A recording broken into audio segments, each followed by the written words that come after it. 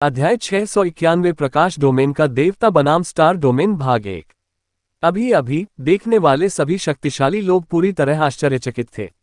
यहाँ तक कि ली झेंग जी, जिनकी समझ बहुत अच्छी थी, को भी यह समझने में कठिनाई हुई कि लॉन्ग हाओचेन और यांग हाओयू के बीच पिछले सत्ता संघर्ष में क्या हुआ था। शायद केवल महान चेन जिडियन को ही कुछ सुराग था कि क्या हुआ। उनका चेहरा अब प्रशंसा से भरा हुआ लग रहा था। यांग हाओयू ने हमला जारी नहीं रखा, बल्कि लॉन्ग हाओचेन की ओर प्रश्नवाचक दृष्टि से देखा। आपने ये कैसे प्रबंधित किया? आपके वर्तमान खेती और समझ के डोमेन के साथ मेरे स्टार डोमेन के सामने आपको किसी भी तरह से विरोध नहीं करना चाहिए। ऐसा लगता है जैसे वे दोनों लगातार आगे बढ़ रहे थे, लेकिन वास्तव में ये पूरी तरह से उनके दो डोमेन के बीच एक प्रतियोगिता थी।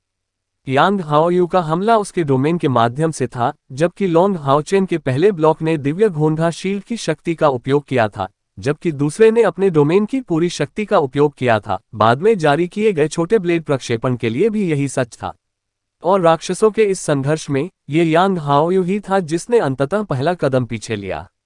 हालांकि कोई विजेता नहीं उभरा, लेकिन यांग हाओयू को स्पष्ट रूप से थोड़ी हार का सामना करना पड़ा। लॉन्ग हाओचेन के चेहरे पर हल्की मुस्कान थी। सीनियर के स्टार डोमेन ने वास्तव में इस जूनियर के क्षितिज का विस्तार किया। ये वास्तव में सबसे शक्तिशाली डोमेन है जो मैंने कभी देखा है। ये वास्तव में प्रकाश के देवता के नियमों के प्रतिबंधों से अप्रभावित था। लेकिन वह कुछ भूल गया। तारे का प्रकाश भी प्रकाश है, और भले ही अंदर संग्रहित तारे की शक्ति अधिक विशाल हो, इसके केंद्र में बड़ी मात्रा में प्रकाश होता है। जैसे आपकी क्षमता प्रकाश को अपने केंद्र के रूप में उपयोग करती है, वैसे ही मेरा गॉड ऑफ लाइट डोमेन सभी प्रकाश के साथ बहुत अच्छी तरह से सामंजस्य स्थापित करता है।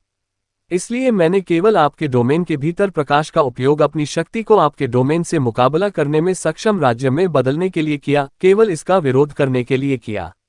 कुछ अर्थों में मैं आंशिक रूप से आपके विरुद्ध लड़ने के लिए आपकी अपनी शक्ति का उपयोग कर रहा हूं। यांग हाओयू ने आश्चर्य का भाव प्रदर्शित करते हुए धीरे से सिर हिलाया। क्या मजबूत लाइट गॉड डोमिनियन है। गुणवत्ता के मामले में ऐसा लगता है कि आपका डोमेन वास्तव में मेरे स्टार डोमेन से मीलों ऊपर है। जब समय आएगा और यह काफी मजबूत हो जाएगा तो दानव देवता सम्राट के ब्लैक एल को अपने लिए एक मैच मिल जाएगा। लेकिन ये मैच तो सिर्फ शुरुआत है। आपका डोमेन हाल ही में साकार हो जाना चाहिए था, है ना? मेरे स्टार डोमेन का सामना करने के लिए आपको और प्रदर्शन करने की आवश्यकता होगी। मेरा स्टार डोमेन सिर्फ मेरी शक्ति नहीं है, बल्कि मेरे स्टाररी स्काई माइथोलॉजिकल बीस्ट और मेरे बीच सम्मिलन से उभरने वाली शक्ति है। तो मेरा डोमेन मूलतः एक उत्परिवर्तित डोमेन है जो दो डोमेन के विलय के बराबर है। मेरी पूरी शक्ति तारों वाले आकाश के करीब है, लेकिन आप अभी पहले जो सामना कर रहे थे वह केवल स्टार डोमेन की सबसे मौलिक शक्ति थी। मैं अभी दबाव बढ़ाने जा रहा हूं, सावधान। यांग हाओयू का रवैया पूरी तरह से एक सीनियर द्वारा जूनियर को देने का था, और लॉन्ग हाओचेन के चेहरे पर भी सम्मान का भाव बढ़ता जा रहा था। वास्तव में उसकी साधना पहले ही काफी हद तक बढ़ चुकी थी, लेकिन जिस दिन वह 9वें चरण पर पहुंचा वह अभी भी काफी नया था। इसलिए 9वें चरण के पावरहाउस के कौशल के साथ साथ अनुभव के पर्याप्त अनुभव से परे था। अभ्यास। बेशक वह अपने से कमतर प्रतिद्वंद्वी को आसानी से जवाब दे सकता था, लेकिन अपने से मजबूत प्रतिद्वंद्वी से निपटना थोड़ा मुश्किल होगा। यदि यांग हाओयू ने शुरू से ही अपने सबसे मजबूत हमले का इस्तेमाल किया होता, तो लॉन्ग हाओचेन को डर था कि वह शक्तिहीन हो जाएगा। लेकिन दबाव के धीरे धीरे बढ़ते स्तर ने लॉन्ग हाओचेन को डोमेन के खिलाफ बेहद कीमती अनुभव दिया। साथ ही दबाव के उच्च स्तर के कारण उनकी भविष्य की खेती को भी अच्छा लाभ हुआ। कृपया वरिष्ठ मेरा मार्गदर्शन करें। लॉन्ग हाओचेन ने अभिवादन के रूप में प्रकाश की देवी आर्या को अपने कंधे पर थपथपाया। यांग हाओयू ने सलामी का जवाब दिया, अपने दाहिने हाथ में भारी तलवार उठाए और उसे हवा में ऊंचा रखते हुए गहरी आवाज में घोषणा की, मैं अपनी मास्टरी तकनीक का प्रदर्शन शुरू करूंगा, जिसे मैं अपने स्काई स्टार माइथोलॉजिकल की क्षमताओं का उपयोग करके बनाता हूं। जानवर मेरे साथ, जिसे स्टार स्काई धमाका कहा जाता है। ध्यान रखें और मुझे दिखाएं कि आपका गॉड ऑफ लाइट डोमेन इन परिस्थितियों में मेरी कितनी रोशनी चुरा सकता है।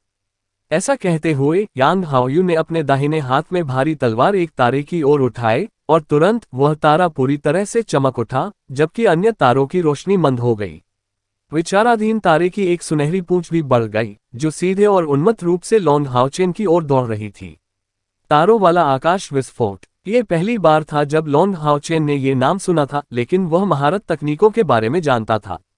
यांग हाओयू ने उसे पहले ही बता दिया था कि वह एक महारत तकनीक का उपयोग करने वाला था, लॉन्ग हाओचेन बिना परवाह किए कैसे प्रतिक्रिया दे सकता था। यदि इस क्षमता को अंतर डोमेन प्रतियोगिता में जोड़ा जाता तो उसका अपना डोमेन निश्चित रूप से हार जाता। हालांकि लॉन्ग हाओचेन का डोमेन हाल ही में प्राप्त हुआ था, वह अपने डोमेन को बर्बाद होने देने के लिए बिल्कुल अनिच्छुक था, अन्यथा खेती के समय में उसका भविष्य का रवैया निश्चित रूप से बहुत प्रभावित होता। प्रकाश की देवी एरिया को सामने ले जाते हुए प्रकाश की देवी एरिया में अनगिनत प्रभामंडल एकत्रित हो गए, जैसे दिव्य यूनिकॉर्न द्वारा उत्सर्जित बहुरंगी सुनहरी रोशनी अधिक से अधिक चमक रही थी। थॉट ऑफ इटर्निटी के माध्यम से लॉन्ग हाओचेन कुछ हद तक अपने डोमेन को नियंत्रित करने में कामयाब रहा, लेकिन लाइट गॉड डोमेन वास्तव में सभी व्यापक डोमेन के बीच एक सर्वोच्च अस्तित्व था। किसी डोमेन पर इस स्तर तक नियंत्रण प्राप्त करने के लिए निश्चित रूप से खगोलीय आध्यात्मिक ऊर्जा की आवश्यकता होती है। संपूर्ण डोमेन नियंत्रण प्राप्त करने के लिए लॉन्ग हाओचेन को अनिवार्य रूप से दिव्य यूनिकॉर्न के प्रवर्धन की आवश्यकता थी। बेशक जैसे जैसे लाइट गॉड डोमेन के बारे में उनकी समझ गहरी होती गई, ये स्थिति कुछ हद तक बदल जाएगी, जब तक कि वह लाइट गॉड डोमेन को पूरी तरह से एकीकृत करने में कामयाब नहीं हो जाते, अपने शरीर के एक हिस्से में विलीन हो जाते हैं, साथ ही खुद का भी हिस्सा बन जाते हैं। प्रकाश भगवान का डोमेन ही उस बिंदु को अपने स्वयं के डोमेन पर पूर्ण नियंत्रण प्राप्त करना कहा जा सकता है, ठीक वैसा ही जैसा यांग हाओयू अपने स्वयं के डोमेन के साथ करने में कामयाब रहा। प्रकाश डोमेन का देवता प्रकाश की देवी आर्या के चारों ओर घूमता है, जैसे प्रकाश के प्रभामंडल ने लॉन्ग हाओचेन के शरीर को रोशन किया और प्रकाश की देवी आर्या को आगे की ओर इशारा किया। पहले से संघनित प्रभामंडल को सामने की ओर वितरित करते हुए आने वाले तारे को ढक दिया। उस तारे की उड़ान की गति लगातार बढ़ती गई, और जब वह प्रकाश भगवान के डोमेन में प्रवेश करने वाला था, तो प्रभामंडल द्वारा निर्देशित प्रकाश की देवी आर्या उससे मिलने आई और उसने तुरंत अपनी प्रगति रोक दी। एक अकल्पनीय स्थिति उत्पन्न हुई, वह धीमा तारा अचानक जम गया, जिससे उसमें मौजूद सारा प्रकाश बाहर निकल गया, लेकिन लॉन्ग हाओचेन के लाइट गॉड डोमेन को उसके प्रकाश को अवशोषित करने का जरा भी मौका नहीं मिला। उसी क्षण अचानक वह तारा चमक उठा। कंपकंपी हिंसक विस्फोट न केवल पूरे ग्रैंड अलायंस स्टेडियम में गूंज उठा, बल्कि पूरे पवित्र शहर को भी हिलाकर रख दिया। जैसे ही यह सक्रिय हुआ, ग्रैंड अलायंस स्टेडियम में बैरियर बुरी तरह हिल गया और बैरियर के प्रत्येक कोने पर बड़ी बड़ी दरारें बन गईं, जो किसी भी क्षण बिखरने के करीब थीं। ठीक इसी क्षण एक गंभीर ध्वनि गूंजी, जैसे एक सुनहरी गेंद अचानक बैरियर के ऊपर दिखाई दी, जिसके बाद इंद्रधनुष के 7 रंगों के साथ बैरियर के चारों ओर अनगिनत चमकदार रोशनी दिखाई दी और फिर 8 रंगों में बदल गई। इसने अंततः उसकी स्थिति को स्थिर कर दिया और बाधा को फैलने से रोक दिया। अध्याय 692 प्रकाश डोमेन का देवता बनाम स्टार डोमेन भाग 2। आत्मा की गोली। वह सुनहरी गेंद वास्तव में चेन जिडियन की स्पिरिट पैलेट थी। स्टेडियम में अन्य लोगों को प्रभावित करने के डर से वह आसानी से अपने डोमेन का उपयोग प्रदर्शित नहीं करेगा, इसलिए वह स्टेडियम की रक्षा को स्थिर करने के लिए केवल अपनी स्पिरिट पिल का उपयोग कर सकता था। स्टेडियम के अंदर लॉन्ग हाओचेन और डिवाइन यूनिकॉर्न तुरंत स्टार विस्फोट के प्रभाव से दूर हो गए। हवा में तैरते हुए लॉन्ग हाओचेन ने मुंह में खून भर लिया। उसका लाइट गॉड डोमेन एक हिंसक झटके के साथ बिखरने के करीब था। यह विस्फोटक शक्ति सचमुच बहुत भयानक है। क्या यह निपुणता तकनीक की शक्ति है? लॉन्ग हाओचेन की आंतरिक आध्यात्मिक ऊर्जा कुल 290,000 इकाइयों पर थी, जिसमें उनके सोने के पिघले हुए कवच और दिव्य यूनिकॉर्न के प्रवर्धन को जोड़कर उनकी कुल उपलब्ध आध्यात्मिक ऊर्जा पहले से ही 400,000 इकाइयों से अधिक थी। हालांकि वह 9वें चरण की चौथी रैंक तक नहीं पहुंच पाया था, लेकिन वह जो आध्यात्मिक ऊर्जा खेल में ला सकता था वह कम नहीं थी। लेकिन इन विस्फोटों के सामने उसके सातों छिद्रों को ऐसा महसूस हुआ मानो उन्हें सील कर दिया गया हो, जिससे उसकी इंद्रियों के कट जाने का भयानक एहसास हुआ। न केवल उनके शरीर को बल्कि उनकी आत्मा को भी गहरा सदमा लगा। क्या तारों वाला आकाश विस्फोट इतना भयानक था? वर्तमान लॉन्ग हाओचेन गहरे आश्चर्य से भर गया था। उन्होंने कभी उम्मीद नहीं की थी कि यांग हाओयू का डोमेन वास्तव में शक्ति के इतने भयानक स्तर तक पहुंच जाएगा। क्योंकि वह प्रतिद्वंद्वी से अपरिचित था और क्योंकि यांग हाओयू भी एक नाइट टेम्पल पावरहाउस था, लॉन्ग हाओचेन ने इस लड़ाई में एक परीक्षण रवैया बनाए रखा था। यही कारण है कि उसने अपने डोमेन की शक्ति से सामना करने के बजाय डिवाइन स्नेल शील्ड के साथ स्टार डोमेन पर पहला हमला करने का विकल्प चुना। और अभी अभी उसे ताकत के उस भयानक स्तर का वास्तविक दृश्य मिला जो एक महारत तकनीक हासिल कर सकती है। डोमेन तकनीक की विनाशकारी शक्ति का वर्तमान आतंक एक निश्चित जादू से परे था। यदि ग्रैंड एलायंस स्टेडियम की सुरक्षा के लिए विशेष रूप से तैयार किया गया अवरोध पहले नहीं होता, तो उन्हें एक ऐसी आपदा का डर हो सकता था जो पूरे पवित्र शहर पर पड़ती। हालांकि लॉन्ग हाओचेन ने इतनी आसानी से हिम्मत नहीं हारी। इसके विपरीत कुछ ऐसा लग रहा था इस भारी दबाव के सामने उसके शरीर में जागृति आ गई। गहरी सांस लेते हुए और अपने शरीर को स्थिर करते हुए और यांग हाओयू की ओर देखते हुए लॉन्ग हाओचेन ने अपने मुंह के कोनों पर लगे खून को नहीं हटाया और उसकी निगाहें पहले से भी अधिक शांत हो गईं। लाइट डोमेन के देवता एक बार फिर उसके चारों ओर 10 मीटर व्यास वाले क्षेत्र में सिकुड़ गए। लॉन्ग हाओचेन ने एक सांस ली, ऐसा लगा जैसे उसने अपने शरीर की सारी रोशनी वापस ले ली हो। उसके हाथ में मौजूद दोनों तलवारें धीरे धीरे उसके सिर के ऊपर एक साथ लाई गईं, और जैसे ही दोनों दिव्य तलवारें एक दूसरे में प्रवाहित हुईं, उनमें से सफेद रोशनी की एक भयानक चमक फूट पड़ी। गर्मागर्म सफेद रंग में बदलने से पहले तुरंत वह सफेद रोशनी बहुरंगी हो गई। दो तलवारों के सामंजस्यपूर्ण संबंध ने उस शक्ति को सामने ला दिया जिसने शुरुआत में दानव देवता सम्राट को भी प्रशंसा में आहें भरने पर मजबूर कर दिया था। लेकिन दो तलवारों के इस सामंजस्यपूर्ण उपयोग का उद्देश्य केवल उसके लाइट गॉड डोमेन को नियंत्रित करना था। लाइट गॉड्स डोमेन से एक बनाई गई दो तलवारों से एक शानदार सफेद चमक उभर रही थी। उस समय यांग हाओयू ने पहली बार लाइट गॉड डोमेन में बदलाव को देखकर आश्चर्यचकित होकर देखा। प्रत्येक डोमेन का अपना प्रभाव था। उदाहरण के लिए यांग हाओयू की स्टार डोमेन का रहस्यमय और अटूट प्रभाव था, लेकिन लॉन्ग हाओचेन के लाइट गॉड डोमेन का मूल असर अथाह लग रहा था, अथाह प्रकाश, शुद्ध और सौम्य। लेकिन अभी गॉड ऑफ लाइट डोमेन के असर में एक शानदार बदलाव आया है। सुनहरे रंग से सफेद होना, एक गर्मागर्म रंग जो कच्ची शक्ति के शुरुआती उछाल के बाद सौम्यता में लौट आया, परिचितता की एक विशाल आभा। वह जीवन और सृजन था। जिस तरह लॉन्ग हाओचेन ने दो तलवारों के सामंजस्यपूर्ण बंधन पर भरोसा किया, उसी तरह उन्होंने अपने लाइट गॉड डोमेन के एक प्रकार के विकास को सक्रिय किया। सफेद क्षेत्र जीवन और सृजन की भावनाओं से चमक रहा था। ये प्रकाश और पानी के बीच सम्मिलन से आने वाली जीवन और सृजन की एक शक्तिशाली आभा थी, जो लाइट गॉड के डोमेन के प्राकृतिक गुणों को 100 गुना बढ़ा देती थी, और एक ही पल में इसका प्रभाव हजारों गुना बढ़ जाता था। जीवन और सृजन, प्रकाश के देवता के क्षेत्र के पीछे एक नया रहस्य। लॉन्ग हाओचेन की आंखों का रंग भी वैसे ही चमकीला हो गया जैसे ही उन्होंने जीवन और सृजन की तलवार अपने हाथ में पकड़ी। प्रकाश के देवता का क्षेत्र तुरंत एक बार फिर फैल गया। जहां भी ऐसा हुआ, स्टार डोमेन विरोध करने में असमर्थ रहा, धीरे धीरे पीछे हट गया। यांग हाओयू के दाहिने हाथ की लहर के साथ इस बार दो सितारे लॉन्ग हाओचेन की ओर उड़ रहे थे। यदि इन दोनों तारों में विस्फोट हो जाता तो परिणामी शक्ति कई गुना बढ़ जाती। श्वेत प्रकाश स्वतंत्र रूप से प्रसारित हुआ क्योंकि लॉन्ग हाओचेन के लाइट गॉड डोमेन ने अचानक अपनी घूमने की गति को धीमा कर दिया। प्रकाश की एक के बाद एक लहरें फैलती गईं, तुरंत स्टारलाइट की दो सांद्रता के सामने दो बैंड बन गईं और धीरे धीरे दोनों सितारों में अपना रास्ता बनाती गईं। तब यांग हाओयू को तुरंत पता चला कि उसने अपने ही डोमेन पर नियंत्रण खो दिया है। तारों वाली आकाश विस्फोट तकनीक विरोधी ताकत के संपर्क में आने पर तुरंत हमला करती है और प्रतिद्वंद्वी की ताकत के केंद्र बिंदु पर प्रहार करती है। समय से पहले विस्फोट को ट्रिगर करना असंभव था, क्योंकि उस समय तारा अभी भी ऐस में स्थित था, यूं स्टार डोमेन जो खुद पर हमला करने के समान होगा। लेकिन जब तारे ने लॉन्ग हाओचेन के लाइट गॉड डोमेन के साथ संपर्क बनाया तो उसने अप्रत्याशित रूप से नियंत्रण खो दिया, विस्फोट करने में असमर्थ हो गया। दूसरे शब्दों में, लॉन्ग हाओचेन ने स्टाररी स्काई विस्फोट तकनीक को बेअसर कर दिया था। इस पल में यांग हाओयू की आंखें आश्चर्य से भर गईं। उन्हें बिल्कुल भी उम्मीद नहीं थी कि लॉन्ग हाओचेन का विकसित डोमेन वास्तव में उनकी डोमेन तकनीक को इस तरह से बेअसर कर देगा। लॉन्ग हाओचेन की खेती की दिशा कयर से भिन्न थी। उसकी पद्धति उसकी डोमेन तकनीक को विकसित करने के लिए अधिक इच्छुक थी, क्योंकि उसे मृत्यु देवता की शुद्धिकरण शक्ति विरासत में मिली थी। परिणामस्वरूप उसकी डोमेन तकनीक उसकी आक्रामक ताकत को काफी बढ़ा देगी। लॉन्ग हाओचेन के अलेक्स के संविधान में किंड्रेड ऑफ लाइट के रूप में विलय के बाद उसका पूरा अस्तित्व प्रकाश तत्व का हिस्सा बन रहा था। प्रकाश के रहस्य नरसंहार और लड़ाई से संबंधित नहीं थे, बल्कि सृजन और प्रकाश द्वारा लाए गए जीवन से संबंधित थे। अपने वास्तविक सार को खोजने के कारण लॉन्ग हाओचेन ने अपने लिए ये रास्ता चुना, वह रास्ता जो उनके डोमेन के विकास का नेतृत्व करता था।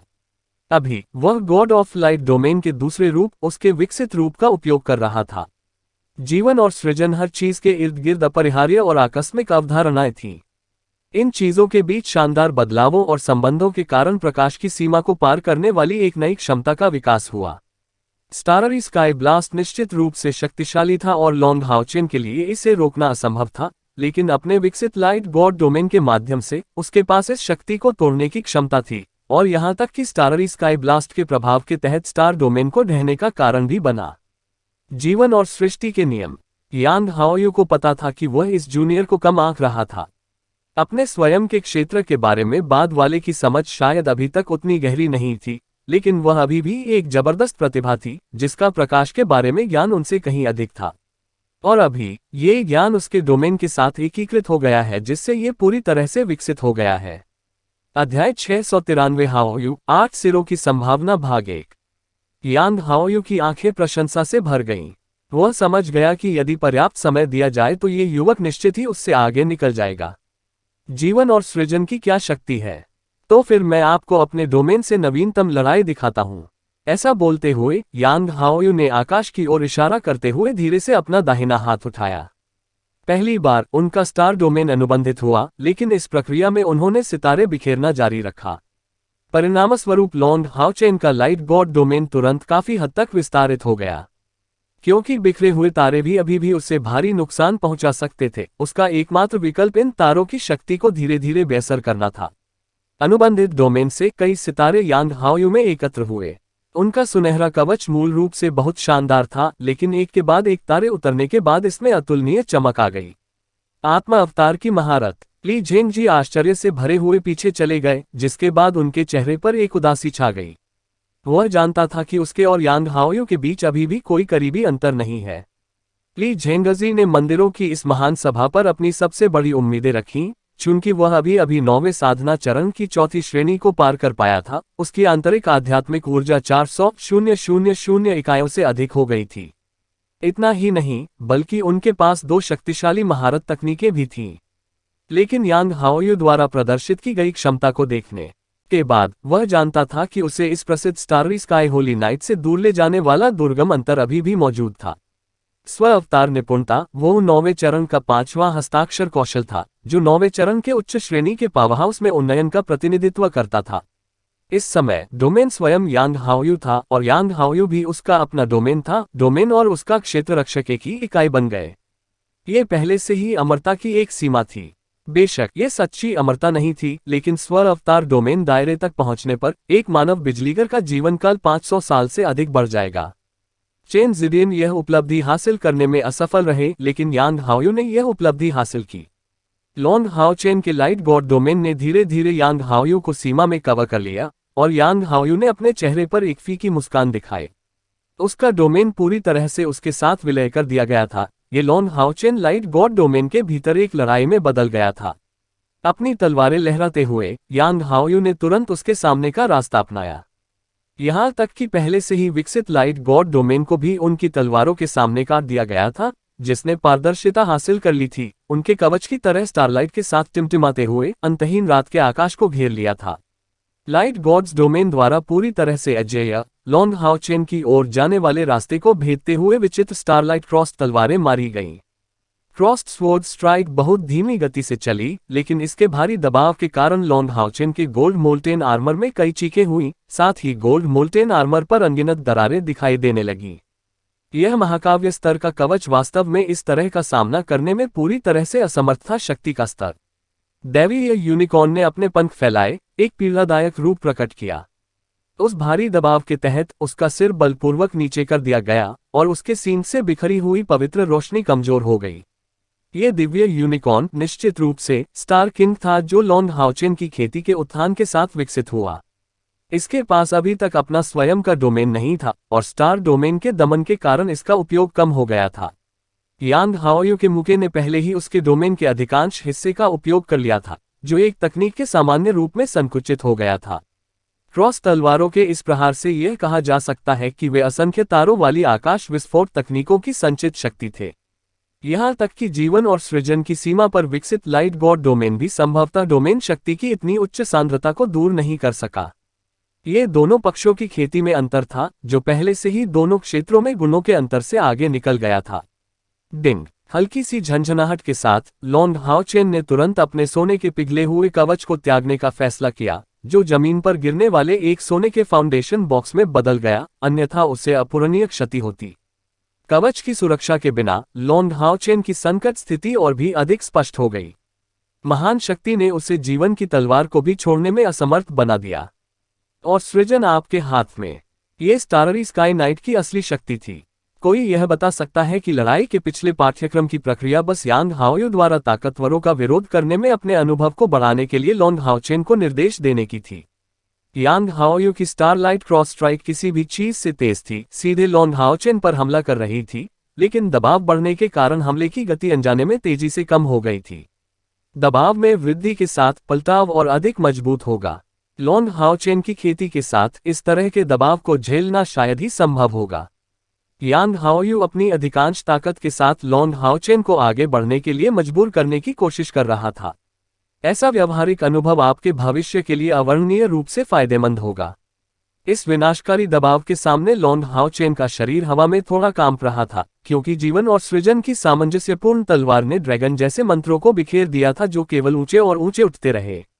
स्टारलाइट क्रॉस स्ट्राइक लॉन्ग हाओचेन के और करीब आ रही थी, और वह अभी भी प्रभावी प्रतिक्रिया देने में असमर्थ था। आंदोलन में कोई बदलाव तो दूर की बात थी। यांग हाओयू ने मन ही मन सोचते हुए चुपचाप आहा, शायद मैंने इस बच्चे से केवल उच्च उम्मीदें ही रखी हैं। वह 30 का भी नहीं है और वह अभी भी अपनी महारत विकसित करने में कामयाब रहा है। उसके प्रदर्शन के लिए आग्रह करने लायक और क्या है। भारी दबाव के कारण लॉन्ग हाओचेन के मुंह और नाक से खून निकलने लगा। अगर ऐसा ही चलता रहा तो जल्द ही उनकी जान खतरे में पड़ जाएगी। जैसे ही यांग हाओयू अपने हमले को खत्म करने के बारे में सोच रहा था, अचानक उसकी नजर लॉन्ग हाओचेन पर पड़ी। ये आंखें बिल्कुल स्पष्ट थीं, ऐसे हताश उपायों के बावजूद भी वही शांतिपूर्ण नजर, यहां तक कि दृढ़ता की नजर भी इस सौम्य अभिव्यक्ति से मेल खाती थी। उसने हार नहीं मानी है। ये यांग हाओयू की पहली प्रतिक्रिया थी, और ठीक इसी क्षण उसने अपनी आंखों में एक बैंगनी चमक देखी, जैसे उसकी आंखों के भीतर से एक बैंगनी सुनहरी चमक निकल रही थी। उसके माथे पर 9 बैंगनी रेखाएं चुपचाप प्रदर्शित हो रही थीं। मूसलाधार लहरों की तरह लॉन्ग हाओचेन की पीठ से बैंगनी सुनहरा आभामंडल फूट पड़ा, जिसने तुरंत सफेद लाइट गॉड डोमेन को बैंगनी सुनहरा रंग में बदल दिया। जीवन और सृजन की आभा गायब हो गई, उसकी जगह अतुलनीय शक्ति और अटूट विनाशकारी इरादे ने ले ली। उस पल में लॉन्ग हाओचेन की आभा में काया पलट हो गया। एकमात्र चीज जो वही रह गई वह थी उसकी सौम्य और शांतिपूर्ण नजर। उसके पीछे एक बड़ी मायावी आकृति प्रकट हुई। वह प्रकाश की देवी नहीं थी, क्योंकि प्रकाश की देवी के रूप में अलेक्स के स्थानिक गुणों को अवशोषित करने के बाद वह आगे भगवान के वंश का उपयोग करने में सक्षम नहीं थी। ऐसा इसलिए था क्योंकि उनकी आध्यात्मिक ऊर्जा प्रकाश के देवता की गुणवत्ता तक पहुंच गई थी, एक ऐसा अस्तित्व जो प्रकाश की देवी का सामना करने में सक्षम था। यह महान मायावी छवि बैंगनी रंग की थी, जो बैंगनी चमक बिखेर रही थी। इसके विशाल 6 सिर ऊंचे उठे हुए थे, और 6 सिरों के अंतिम किनारों पर 2 बड़े उभार थे, जो पहले से ही अन्य 6 सिरों के आकार के करीब थे। उस नक्काशी की मायावी निगाह ने धीरे धीरे सार प्राप्त कर लिया। उसके महान पंख फैल गए और लॉन्ग हाओचेन के बैंगनी सुनहरे लाइट गॉड डोमेन में अतुलनीय बड़प्पन और शक्ति का समावेश हो गया। सच है, आपकी रक्त वाहिकाएं उन्होंने लॉन्ग हाओचेन के सामने मौजूद उच्च दबाव और जीवन घातक संकट को देखते हुए आह्वान किया था। रोआ। लॉन्ग हाओचेन के पीछे से एक जबरदस्त दहाड़ गूंज उठी। बैंगनी इरादे के गहरे निशान फूट पड़े और यांग हाओयू पर हमला करते हुए एक बैंगनी प्रभामंडल में बदल गए। आश्चर्यजनक रूप से जहां भी बैंगनी रोशनी गुजरी, लॉन्ग हाओचेन का परिवेश बैंगनी सुनहरा रंग में बदल गया और स्टारलाइट क्रॉस स्ट्राइक हवा में ही रुक गई। कोई भी आश्चर्यजनक रूप से देख सकता है कि यांग हाओयू द्वारा छोड़े गए रास्ते में बैंगनी रोशनी फैल गई, जिसने अपने रास्ते में अनगिनत तारों को नष्ट कर दिया।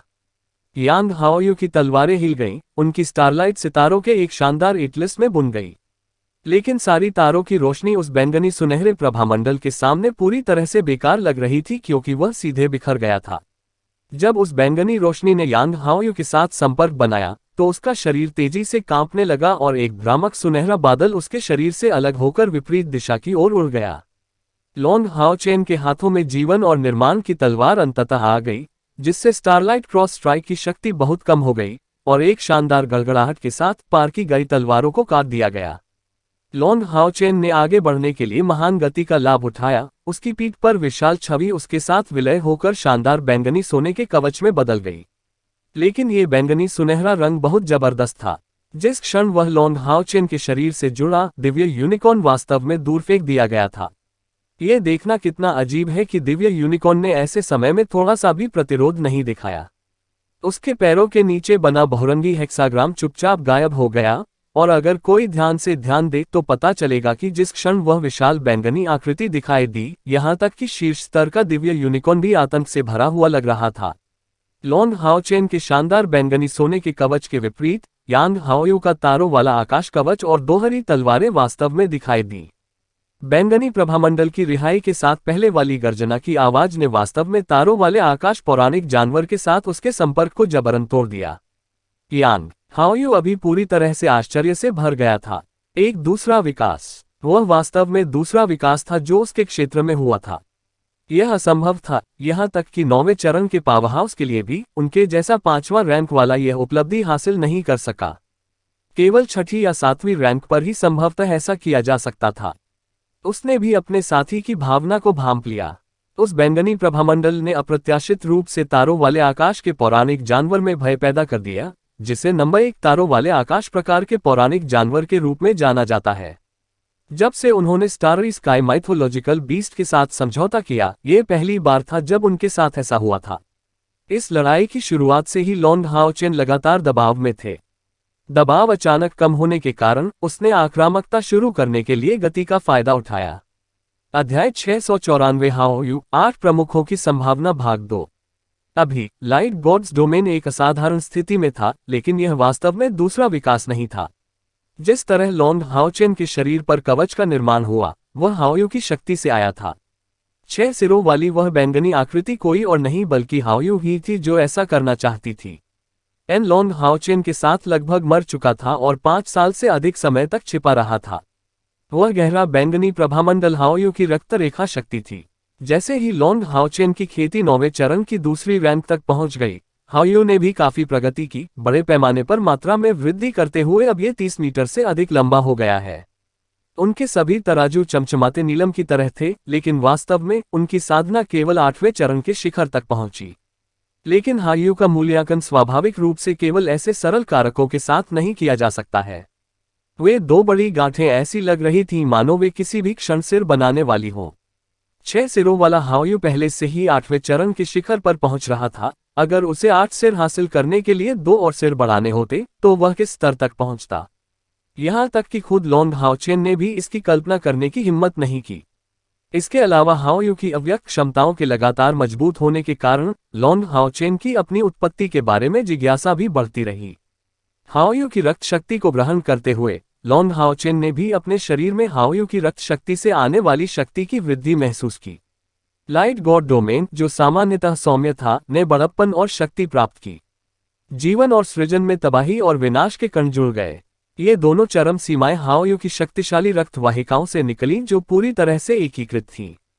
हाओयू निश्चित रूप से अभी लॉन्ग हाओचेन जितना शक्तिशाली नहीं था, लेकिन उसकी रक्त वाहिकाओं द्वारा पहुंचा गया स्तर तारों वाले आकाश पौराणिक जानवर के लिए भी सहन करने योग्य नहीं था, जिसने खुद को यांग हाओयू के शरीर से अलग कर लिया, जिससे यांग का स्टार डोमेन फट गया। हाओयू ने तुरंत संतुलन खो दिया। इस अशांति के बीच लॉन्ग हाओचेन का हमला अपनी सबसे मजबूत डिग्री तक पहुंच गया। अनंत काल का हृदय तीव्रता से स्पंदित हुआ और बैंगनी सोने की दिव्य तलवारों ने एक अभूतपूर्व चमक छोड़ी, जो दबंग तलवार के इरादे से भरी हुई थी और ऊपर की ओर उड़ते हुए बैंगनी सोने की चमक भी ले रही थी। इस क्षण में उसकी तलवार की आत्मा और तलवार का इरादा एक हो गया और इसके कारण लॉन्ग हाओचेन तुरंत अपने चरम पर पहुंच गया। हालांकि यांग हाओयू आखिरकार अपनी प्रतिष्ठा के हकदार थे। तारों वाला आकाश पौराणिक जानवर उसके शरीर को ढकने के लिए वापस आने से पहले केवल 1 सेकंड के लिए उससे अलग हो गया। लेकिन स्टार डोमेन थोड़ा कमजोर हो गया क्योंकि लॉन्ग हाओचेन के फुर्तीले हमले में जबरदस्त ताकत थी। एक चीख के साथ उसके हाथों में तलवारों ने एक रहस्यमय चाप का पता लगाया, जिसमें असंख्य स्टारलाइटें इकट्ठा हो गईं, जैसे कि लॉन्ग हाओचेन के शक्तिशाली प्रहार से टकराईं। ये झड़प महत्वपूर्ण नहीं लग रही थी, लेकिन नाइट टेम्पल रूम में इसने चेन जिडियन के चेहरे के भाव में बड़े बदलाव ला दिए। उसकी आकृति चमकती हुई रक्षात्मक बैरियर के शीर्ष पर पहुंच गई और वह जोर से चिल्लाया, अपनी पूरी ताकत से बैरियर का समर्थन करें। वे 2 बार बैरियर की ओर बढ़े। इस टकराव में उन दोनों की पूरी शक्ति शामिल थी, जो पहले से ही सामान्य डोमेन के स्तर से अधिक थी। ऐसा लगता है कि वे वास्तव में भूल गए थे कि यह मंदिरों की महान सभा में होने वाला एक मैच था। उसके स्तर तक पहुंचने वाला झटका पहले से ही रक्षात्मक बाधा से अधिक हो सकता था। और अगर ये तितर बितर हो गया तो शायद पूरा पवित्र शहर प्रभावित होगा, विशेषकर बड़ी भीड़ बाहर रहना। एक वास्तविक झटका सचमुच इस मैच को एक अभूतपूर्व आपदा में बदल देगा। यांग हाओयू से बहुत परिचित होने के कारण चेन जिडियन ने इस बार उन्हें नहीं रोका, इस प्रकार वह उसकी साधना की ऊंचाई से पूरी तरह परिचित था, ये जानते हुए कि वह वास्तव में एक ईमानदार व्यक्ति है। लेकिन कौन अनुमान लगा सकता था कि लॉन्ग हाओचेन अचानक एक और जादुई जानवर को बुला लेगा, उसके साथ जुड़ने से पहले, और वास्तव में यांग हाओयू और स्टाररी स्काई पौराणिक जानवर के बीच के बंधन को नुकसान पहुंचाएगा। यांग हाओयू की प्रतिस्पर्धात्मकता के कारण उसकी सारी शक्ति के साथ यह टकराव हुआ। यदि उन्हें विस्फोट करना होता तो 6 महान मंदिरों के ऊंचे स्थानों के बीच भी शायद 9वें चरण के नीचे के कुछ ही मंदिर बचे रहते। रेफरी लीडर होने के नाते वह ऐसी स्थिति कैसे आने दे सकते थे? उनकी पहली प्रतिक्रिया तुरंत मदद के लिए पुकारने की थी, क्योंकि रक्षात्मक बाधा ही उनकी सेनाओं को तुरंत एकजुट करने का एकमात्र साधन थी। चेन जिडियन की चीख सुनकर 6 महान मंदिरों के लगभग सभी उच्च अधिकारियों ने बिना किसी हिचकिचाहट के कार्रवाई की।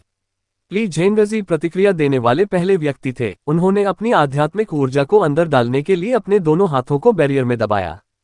यह अवरोध अत्यंत रहस्यमय था। जादुई संरचना के माध्यम से आध्यात्मिक ऊर्जा डालने के अलावा इसे सीधे डालना भी संभव था।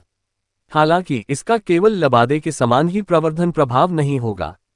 मंदिरों की महान सभा मंदिर गठबंधन की सबसे बड़ी शक्तियों के बीच एक प्रतियोगिता थी, जहां सभी प्रकार की दुर्घटनाएं पहले ही हो चुकी थीं। इस तरह के एक मजबूत रक्षात्मक अवरोध को पहले मंदिरों की पिछली भव्य सभाओं में नियोजित किया गया था। उदाहरण के लिए, अतीत के संसार के रिश्तेदारों ने उसे लगभग पूरी तरह से टुकड़े टुकड़े कर दिया था।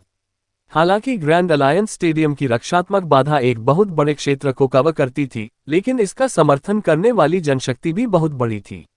अभी 6 महान मंदिरों की सभी शक्तियों का सहयोग अचानक भारी स्तर तक मजबूत हो गया। एकदम से भूकंप जैसा झटका आ गया। अंदर का क्षेत्र पहले से ही हर रंग की असंख्य बहती रोशनी से भरा हुआ था। लॉन्ग हाओचेन और यांग हाओयू की आकृतियां उस शानदार रोशनी में डूबी हुई थीं, और बड़े पैमाने पर झटके पहले से ही एक वास्तविक भूकंप की तरह पूरे पवित्र शहर को शामिल कर रहे थे।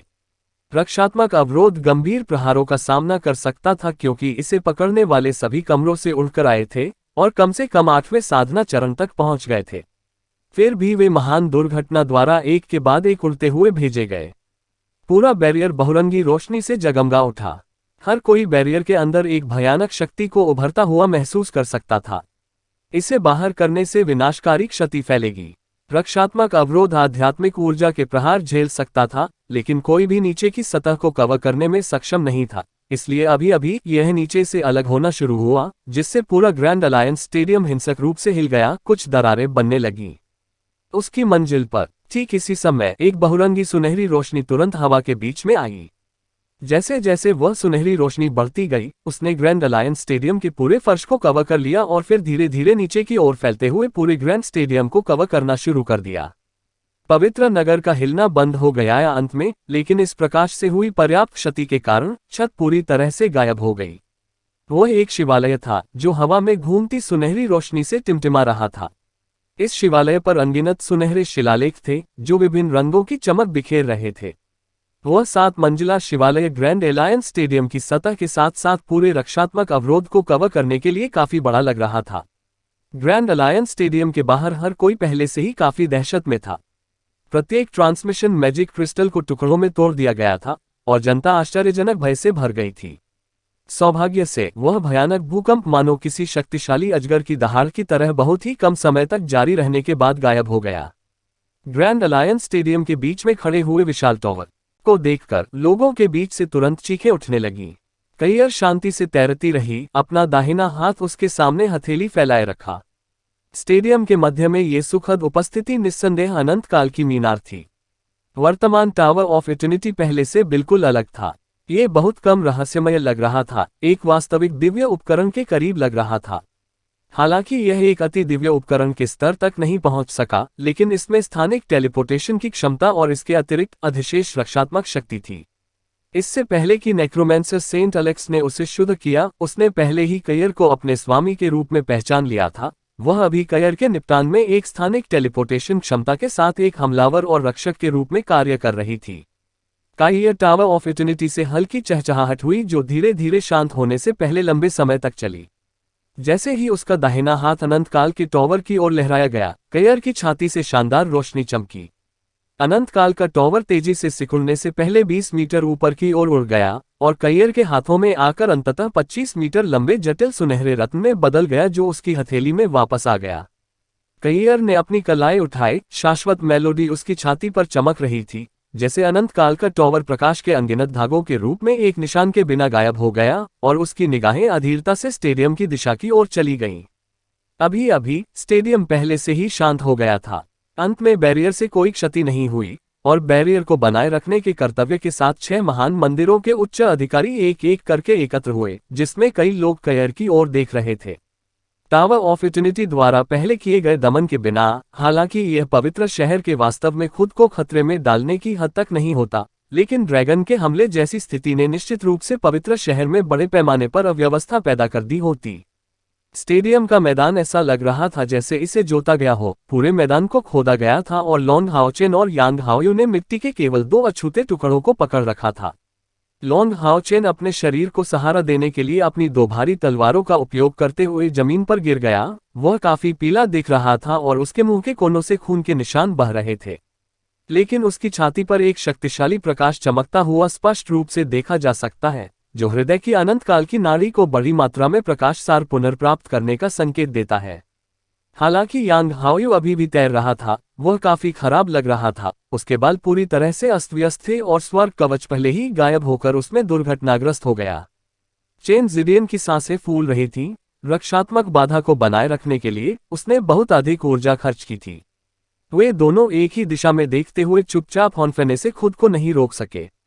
मेरी हार हुई। लॉन्ग हाओचेन और यांग हाओयू ने लगभग एक साथ यह वाक्य घोषित करते हुए एक दूसरे की ओर देखा। चेन जिडियन की प्रश्नवाचक दृष्टि थी। लॉन्ग हाओचेन को समझाने का समय दिए बिना यांग हाओयू ने घोषणा की, पिछले मुकाबले में मुझे थोड़ा फायदा हुआ था, लेकिन आपकी आध्यात्मिक ऊर्जा पुनर्प्राप्ति की गति मेरी तुलना में बहुत अधिक है और आप शेष समय में आपका समर्थन करने के लिए दिव्य यूनिकॉर्न को भी वापस बुला सकते हैं। लड़ाई आपके जीतने की संभावना अधिक है और कुछ कहने की जरूरत नहीं, मैं हार मानता हूं। ये कहने के बाद जब वह रक्षात्मक बाधा से गुजरने के लिए मुड़ी तो उसका चेहरा चमक उठा।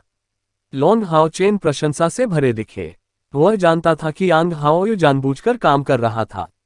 वह वास्तव में हार के कगार पर था। उसकी अव्यक्त क्षमताओं को यांग हाओयू ने पूरी तरह से निचोड़ लिया था। यदि यांग हाओयू शुरू से ही अपनी पूरी ताकत से आक्रमण कर रहा होता तो वह बहुत पहले ही हार गया होता। यहाँ तक कि पिछली कुछ झड़पें भी वास्तव में यांग हाओयू के फायदे के लिए थीं। भले ही वह वास्तव में प्रतिद्वंद्वी की हत्या करने का प्रयास कर रहा हो, फिर भी लॉन्ग हाओचेन अपने सर्वश्रेष्ठ प्रदर्शन से केवल कुछ गंभीर चोटें ही पहुंचा पाएगा। अध्याय 695 हाओयू 8 प्रमुखों की संभावना भाग 3। हॉट ऑफ इटर्निटी के लिए धन्यवाद। लॉन्ग हाओचेन ने यांग हाओयू से भी तेज गति से अपनी आध्यात्मिक ऊर्जा को पुनः प्राप्त किया, लेकिन इसमें क्या फायदा था अगर यांग हाओयू ने उसे ठीक होने का समय ही नहीं दिया। लॉन्ग हाओचेन और यांग हाओयू के बीच ताकत का अंतर अभी भी काफी था। हालांकि इस लड़ाई से उन्हें बहुत विशेष लाभ हुआ। विशेष रूप से उन्हें डोमेन के उपयोग के संबंध में महत्वपूर्ण सबक दिया गया था। यांग हाओयू ने अपनी योजना को पूरा करने में मदद करने के लिए हार मान ली थी। बहुत स्पष्ट रूप से लॉन्ग तियानिंग ने नाइट टेम्पल के इस नंबर 1 पावरहाउस को लॉन्ग हाओचेन की योजना के बारे में पहले ही सूचित कर दिया था। चेन जिडियन की निगाहें संतुष्टि और सुखद आश्चर्य से भर गईं, क्योंकि उन्होंने लॉन्ग हाओचेन की ओर सिर हिलाया। इसलिए लॉन्ग हाओचेन विजेता है और वह चौथे दौर में आगे बढ़ गया है। चूंकि स्टेडियम में बड़े पैमाने पर विनाश हुआ है, इसलिए मैदान को तुरंत बहाल करने के लिए आज के मैचों को रोक दिया जाएगा और प्रतियोगिता कल सुबह फिर से शुरू होगी। यदि कहा जा सकता है कि कियू योगहाओ के साथ लॉन्ग हाओचेन की लड़ाई ने उन्हें ध्यान का केंद्र बिंदु बना दिया है, तो ये कहा जा सकता है कि यांग हाओयू के साथ इस लड़ाई ने उन्हें बहुत प्रसिद्धि दिलाई है। वह विरोधी डोमेन का मैच था। डोमेन तकनीकों के साथ विकसित डोमेन के बीच लड़ाई थी और उनके 2 जादुई जानवरों के बीच टकराव भी था। हालांकि किसी ने भी पिछली कुछ झड़पों को स्पष्ट रूप से नहीं देखा था। लॉन्ग हाओचेन ने पहले ही पूरे दर्शकों के सामने अपनी शक्ति प्रदर्शित कर दी थी। इस 25 साल के लड़के ने उन सभी को अपनी ताकत से कायल कर दिया था। इस बिंदु से आगे से आशा की मंद किरण को भी अन्य 6 महान मंदिरों की तरह माना जाएगा। बैरियर की सीमा से बाहर निकलते हुए लॉन्ग हाओचेन बड़े कदमों का उपयोग करते हुए यांग हाओयू के पास पहुंचे और उन्हें सम्मानपूर्वक प्रणाम किया। दादी यांग, आपकी मदद के लिए धन्यवाद। यांग हाओयू ने उसे देखकर मुस्कुराया, ऐसा नहीं है कि मैंने तुम्हारी मदद की, बल्कि यह कि तुमने ये स्वयं किया। मेरा मूल उद्देश्य आपके आवेग को कम करना था, या इस आधार पर कि असफलता ही सफलता की जननी है, इसलिए आप स्पष्ट हार झेलने के बाद अपनी कमियों पर गौर कर सकते हैं।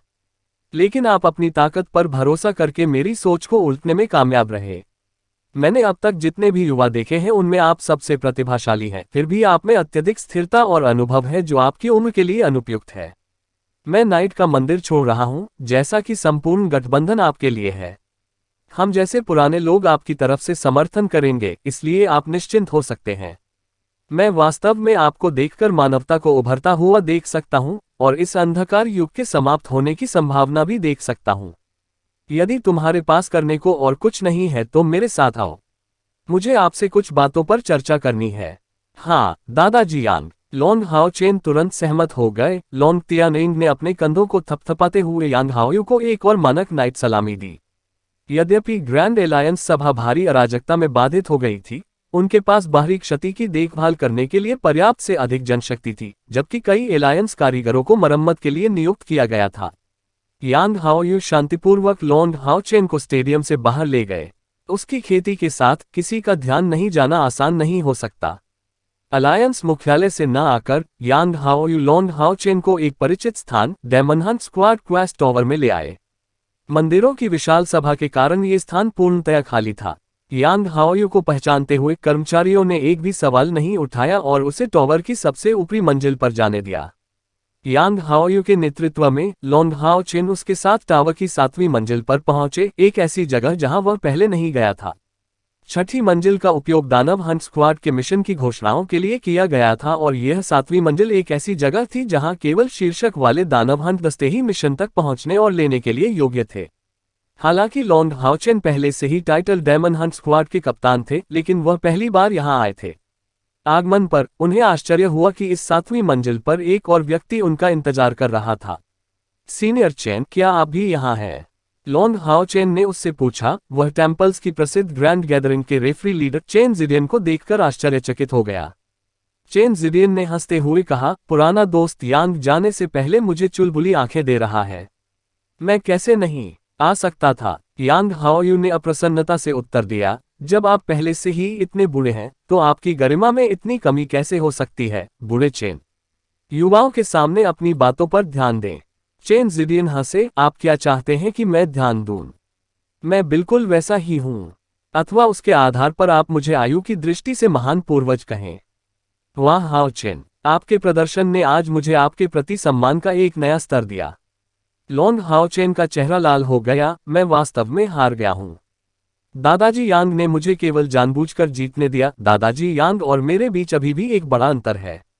चेन जिडियन ने अपना सिर हिलाया, अंतराल के कारण तनावग्रस्त मत होइए। जब तक आप में क्षमता है तब तक ये ठीक है। आप वास्तव में इतिहास में एक अभूतपूर्व मामला हैं। ओल्ड यांग, क्या आप मुझसे सहमत हैं? यांग हाओयू ने सिर हिलाया, मैंने इस बच्चे जैसा प्रतिभाशाली व्यक्ति पहले कभी नहीं देखा। मुझे उससे ईर्ष्या भी हो रही है। चेन जिडियन ने उत्तर दिया, आपकी लड़ाई देखकर मैं 10 साल पहले के बारे में सोचने से खुद को नहीं रोक सका। तुम्हें पता है पुराने दोस्त यांग, 10 साल पहले मैं पहली बार इस हाओ चेन लड़के से मिला था।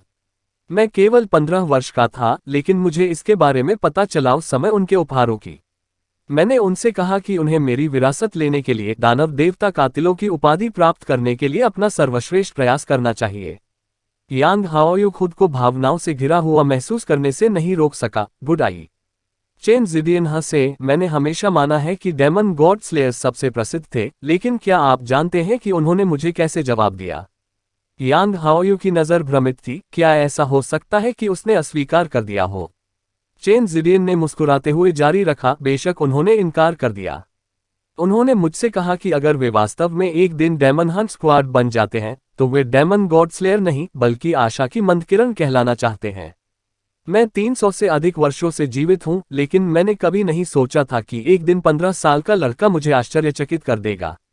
मैं उस दिन आश्चर्य से चमक रहा था और मेरे साथियों के लिए भी यही सच था। आशा की चमक, कितना अच्छा नाम है। मानवता को अंधेरे के बीच आशा की किरण लाने के लिए।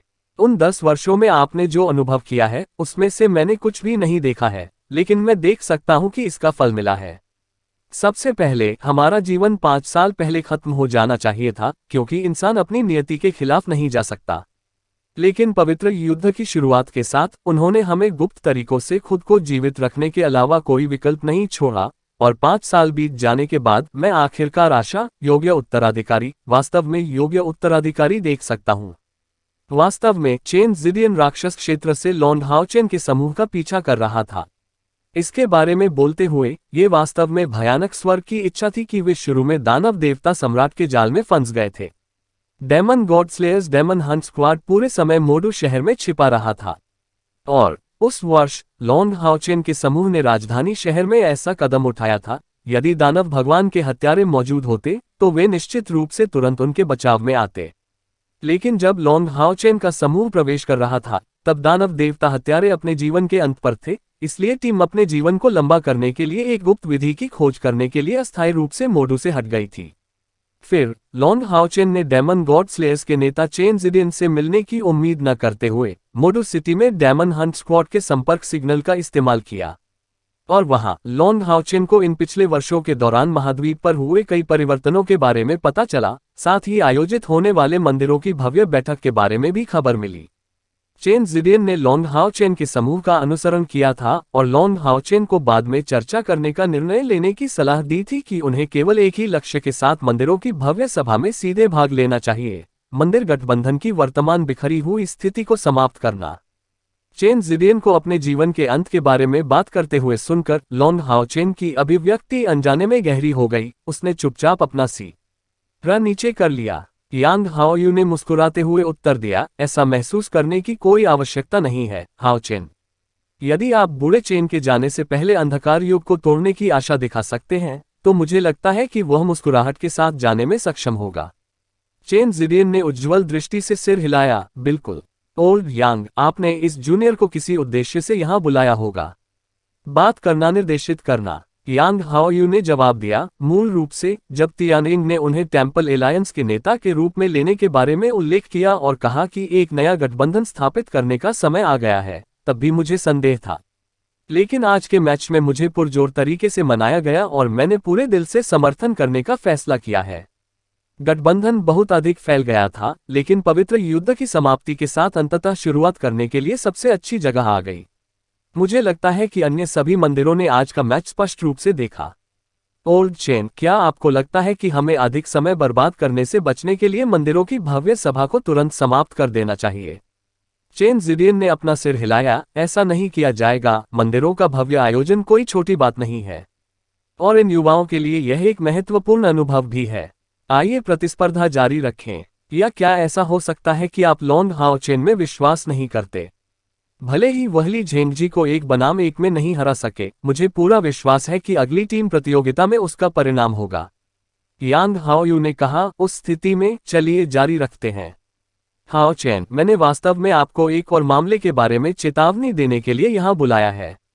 कृपया कहे, लॉन्ग हाओचेन ने सम्मानपूर्वक उत्तर दिया। यांग हाओयू ने घोषणा की, एक नया गठबंधन स्थापित करना जरूरी है और इस बार हमारा लक्ष्य केंद्रीकृत राज्य शक्ति के साथ एक गठबंधन स्थापित करना है। आप इसे एक राष्ट्र भी कह सकते हैं।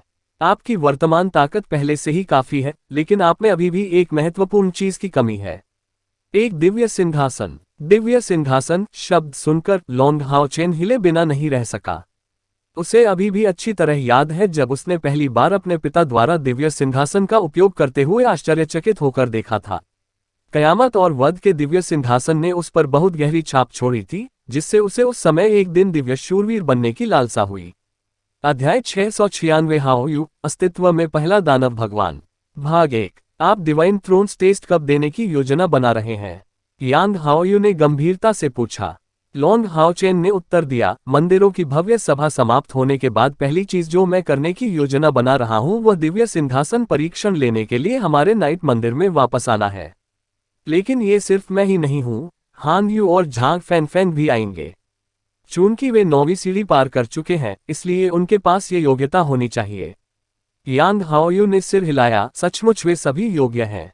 मैंने तुम्हें आज इसी आशा से बुलाया है कि तुम स्वयं को तैयार कर लोगे। यदि आपका लक्ष्य अनंत काल और सृजन का दिव्य सिंहासन है, तो आपको अभी से इस पर गहराई से विचार करना होगा। लॉन्ग हाओ चेन हिल गया। वह जानता था कि यांग हाओयू नाइट टेम्पल का एकमात्र जीवित पावरहाउस होना चाहिए जिसने औपचारिक रूप से अनंत काल और सृजन के दिव्य सिंहासन की स्वीकृति हासिल करने का प्रयास किया है। हालांकि वह असफल हो गया था, लेकिन वह अनुभव निश्चित रूप से उसके लिए सबसे कीमती चीज थी। यांग हाओयू ने पूछा, क्या आप जानते हैं कि मैं अंततः दिव्य शूरवीर क्यों नहीं बन पाया? लॉन्ग हाओ चेन ने जवाब देने की कोशिश की, क्या ऐसा इसलिए है क्योंकि आपने पूरे दिल से अनंत काल और सृजन के दिव्य सिंहासन की स्वीकृति प्राप्त करने पर ध्यान केंद्रित किया है? यांग हाओयू ने एक कड़वी मुस्कान दिखाई, जिसके बारे में बोलते हुए, ये तारों वाले आकाश से संबंधित मामला है। जब मैं छोटा था, सेक्रेड नाइट माउंटेन रेंज पर चढ़ने के बाद मैं अपने लिए एक उपयुक्त जादुई जानवर नहीं ढूंढ पाया था। तो बिल्कुल आपकी तरह वह भी एक की तलाश में लग गया। संगठन आपका बहुसिर वाला जादुई जानवर वहीं से होना चाहिए। वैसे हम दोनों सचमुच भाग्यशाली हैं। मुझे वहां स्टाररी स्काई की स्वीकृति भी प्राप्त हुई। तारों वाले आकाश पौराणिक जानवर की असली शक्ति सम्मेलन है। इसमें कोई आक्रामक या रक्षात्मक क्षमता नहीं है, बल्कि यह मुझे प्रशिक्षित करने और लड़ने में मदद करने के लिए तारों वाले आकाश से अपनी शक्ति खींचता है। साथ ही जैसे जैसे मेरी खेती बढ़ती जाएगी, उसकी क्षमता भी धीरे धीरे बेहतर होती जाएगी। इससे उसे सितारों से छेड़छाड़ करने में सक्षम नंबर 1 पौराणिक जानवर की प्रतिष्ठा मिली। किसी तरह, हालांकि दिव्य सिंहासन हमारे नाइट मंदिर का संकेत है, अकेले अन्य 5 दिव्य सिंहासन तारों वाले आकाश के नीचे मेरे लिए लाभ लाएंगे। तारों वाला आकाश न केवल मेरे लिए एक दिव्य उपकरण के रूप में मौजूद है, बल्कि साधना में मेरी मदद करने वाला एक असाधारण साथी भी है। मेरी प्रतिभा वास्तव में पुराने चेन की प्रतिभा से कमतर है, लेकिन स्टाररी स्काई की सहायता ने मुझे अपनी वर्तमान उपलब्धियों तक पहुंचने में सक्षम बनाया। लेकिन तारों वाले आकाश ने मुझे कोई विकल्प नहीं दिया। उसने मुझसे कहा कि वह अपने से कम गुणवत्ता वाले किसी भी दिव्य उपकरण में शामिल नहीं होगा, इसलिए वह केवल अनंत काल और सृजन के दिव्य सिंहासन की मंजूरी को चुनौती दे सकता है, लेकिन अंततः असफल हो जाएगा। लॉन्ग हाओ चेन को अचानक कुछ एहसास हुआ। तो यांग हाओयू के पास ऐसी कहानी थी। यांग हाओयू ने जवाब दिया, आज जिस बात ने मुझे आश्चर्यचकित किया वह आपकी खेती नहीं थी, बल्कि तारों वाले आकाश और आपके बहुसिर वाले जादुई जानवर के बीच का अंतर था। जब आपने महत्वपूर्ण बिंदु पर उस बहुसिर वाले जादुई जानवर को बुलाया, तो इसने तारों वाले आकाश को केवल एक दहाड़ के साथ अस्थायी रूप से भागने का कारण बना दिया। स्टारी स्काई के साथ अपना अनुबंध समाप्त करने के बाद मैंने पहली बार ऐसा मैच देखा है। क्या आप जानते हैं कि उस पल तारों से भरे आकाश ने मेरे मन में क्या सोचा? लॉन्ग हाओ चेन ने अपना सिर हिलाया। स्टारी स्काई बुरी तरह से भयभीत था। जहां तक मुझे याद है, स्टारी स्काई को हमेशा गर्व रहा है, तब भी जब वह मेरा अनुबंधित जानवर बन गया था। लेकिन ऐसा कायरतापूर्ण पक्ष मैंने पहली बार देखा था। मैच खत्म होने के बाद मैंने उनसे पूछा कि क्या हुआ। थोड़ी देर चुप रहने के बाद उसने मुझसे कहा कि जैसे वह नंबर 1 तारों वाला आकाश है, आपका बहुसिर वाला साथी प्रकट होने वाला पहला दानव देवता है। वे दोनों बिल्कुल अलग स्तर के अस्तित्व हैं, और स्टाररी स्काई मुझे उसके बारे में अधिक बताने के लिए सहमत नहीं हुआ। प्रकट होने वाले पहले राक्षस देवता। लॉन्ग हाओ चेन के चेहरे पर हैरान भाव देखकर यांग हाओयू अत्यधिक आश्चर्य प्रकट करने से खुद को नहीं रोक सका। क्या ऐसा हो सकता है कि आप अपने इस जादुई जानवर की पृष्ठभूमि नहीं जानते हो? लॉन्ग हाओ चेन ने अपना सिर हिलाया। जिस क्षण मैंने हाओयू को इस दुनिया में बुलाया, उसकी शक्ल केवल छिपकली जैसी थी। उस समय वो मारपीट से ढका हुआ था। तब हाओयू ने अपने खून से उसे बचाया था, जिससे उसका प्रकाश तत्व का दूसरा सिर बढ़ गया था। जिसके बाद हाओयू लगातार विकसित होता रहा, मजबूत और मजबूत होता गया, और एक ही वाक्य में समझाया गया कि उसके पास राक्षस देव स्तंभों को भी नष्ट करने की क्षमता थी। लॉन्ग हाओ चेन की कहानी सुनकर चेन जिडियन और यांग हाओयू ने एक दूसरे पर नजरें डाली। ये दोनों महान प्राणी आश्चर्य से भरे हुए लग रहे थे। वे मूल रूप से इस विश्वास के तहत थे कि लॉन्ग हाओ चेन ने दानव देव स्तंभों को नष्ट करने के लिए प्रकाश की उस शुद्ध शक्ति पर प्रकाश के वंशज के रूप में भरोसा किया था। अभी अभी उन्होंने दिया एन को एहसास हुआ कि यह वास्तव में हाओयू की क्षमता थी। तो यह वास्तव में हाओयू की हत्या के लिए आपके और हाओयू के बीच हुए अनुबंध का उपयोग करके दानव देवता सम्राट आपकी हत्या करना चाहता था। हाओयू की ऐसी क्या वजह हो सकती है कि दानव देवता सम्राट उससे डरने लगे? चेन जिडियन ने विचारपूर्वक देखा। अपने 300 से अधिक वर्षों के जीवन के बाद भी उसे कोई अंदाजा नहीं था कि हाओयू किस प्रकार का जादुई जानवर हो सकता है। यांग हाओयू ने मुस्कुराते हुए आह भरी, इस पर ज्यादा सोचने की कोई जरूरत नहीं है, ओल्ड चेन। हालांकि हम हायु की पृष्ठभूमि को स्पष्ट रूप से नहीं समझते हैं, हम निश्चिंत हो सकते हैं कि यह बहुत उपयोगी होगी। क्या ऐसा हो सकता है कि आप रक्त अनुबंध के प्रतिबंध को नहीं समझते हो? वह बिल्कुल हाओचेन के शरीर के एक हिस्से के समान है। ये सुनकर चेन जिडियन ने अंततः शांति का भाव प्रकट किया। चूंकि यही मामला था, अनुबंध प्रतिबंध के साथ हाओयू को यथासंभव मजबूत लौटाने में कोई कमी नहीं थी। यांग हाओयू ने लॉन्ग हाओचेन से कहा, ऐसा लगता है कि इस जादुई जानवर की गर्दन के दोनों किनारों पर उन 2 बड़ी गांठों के साथ इसके और भी अधिक सिर बढ़ने की संभावना है।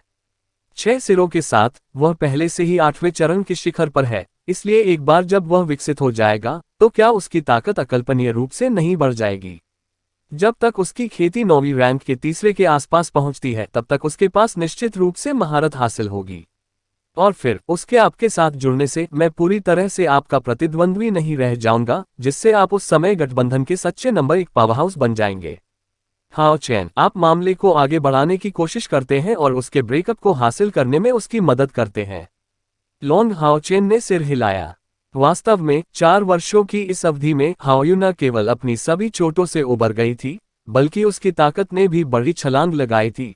उन वर्षों में टॉवर ऑफ इटर्निटी से उसने जो आध्यात्मिक ऊर्जा अवशोषित की थी, उसका एक हिस्सा हाओयू को दिया गया था, जिसके पास शक्ति का अतुल्य संचय था।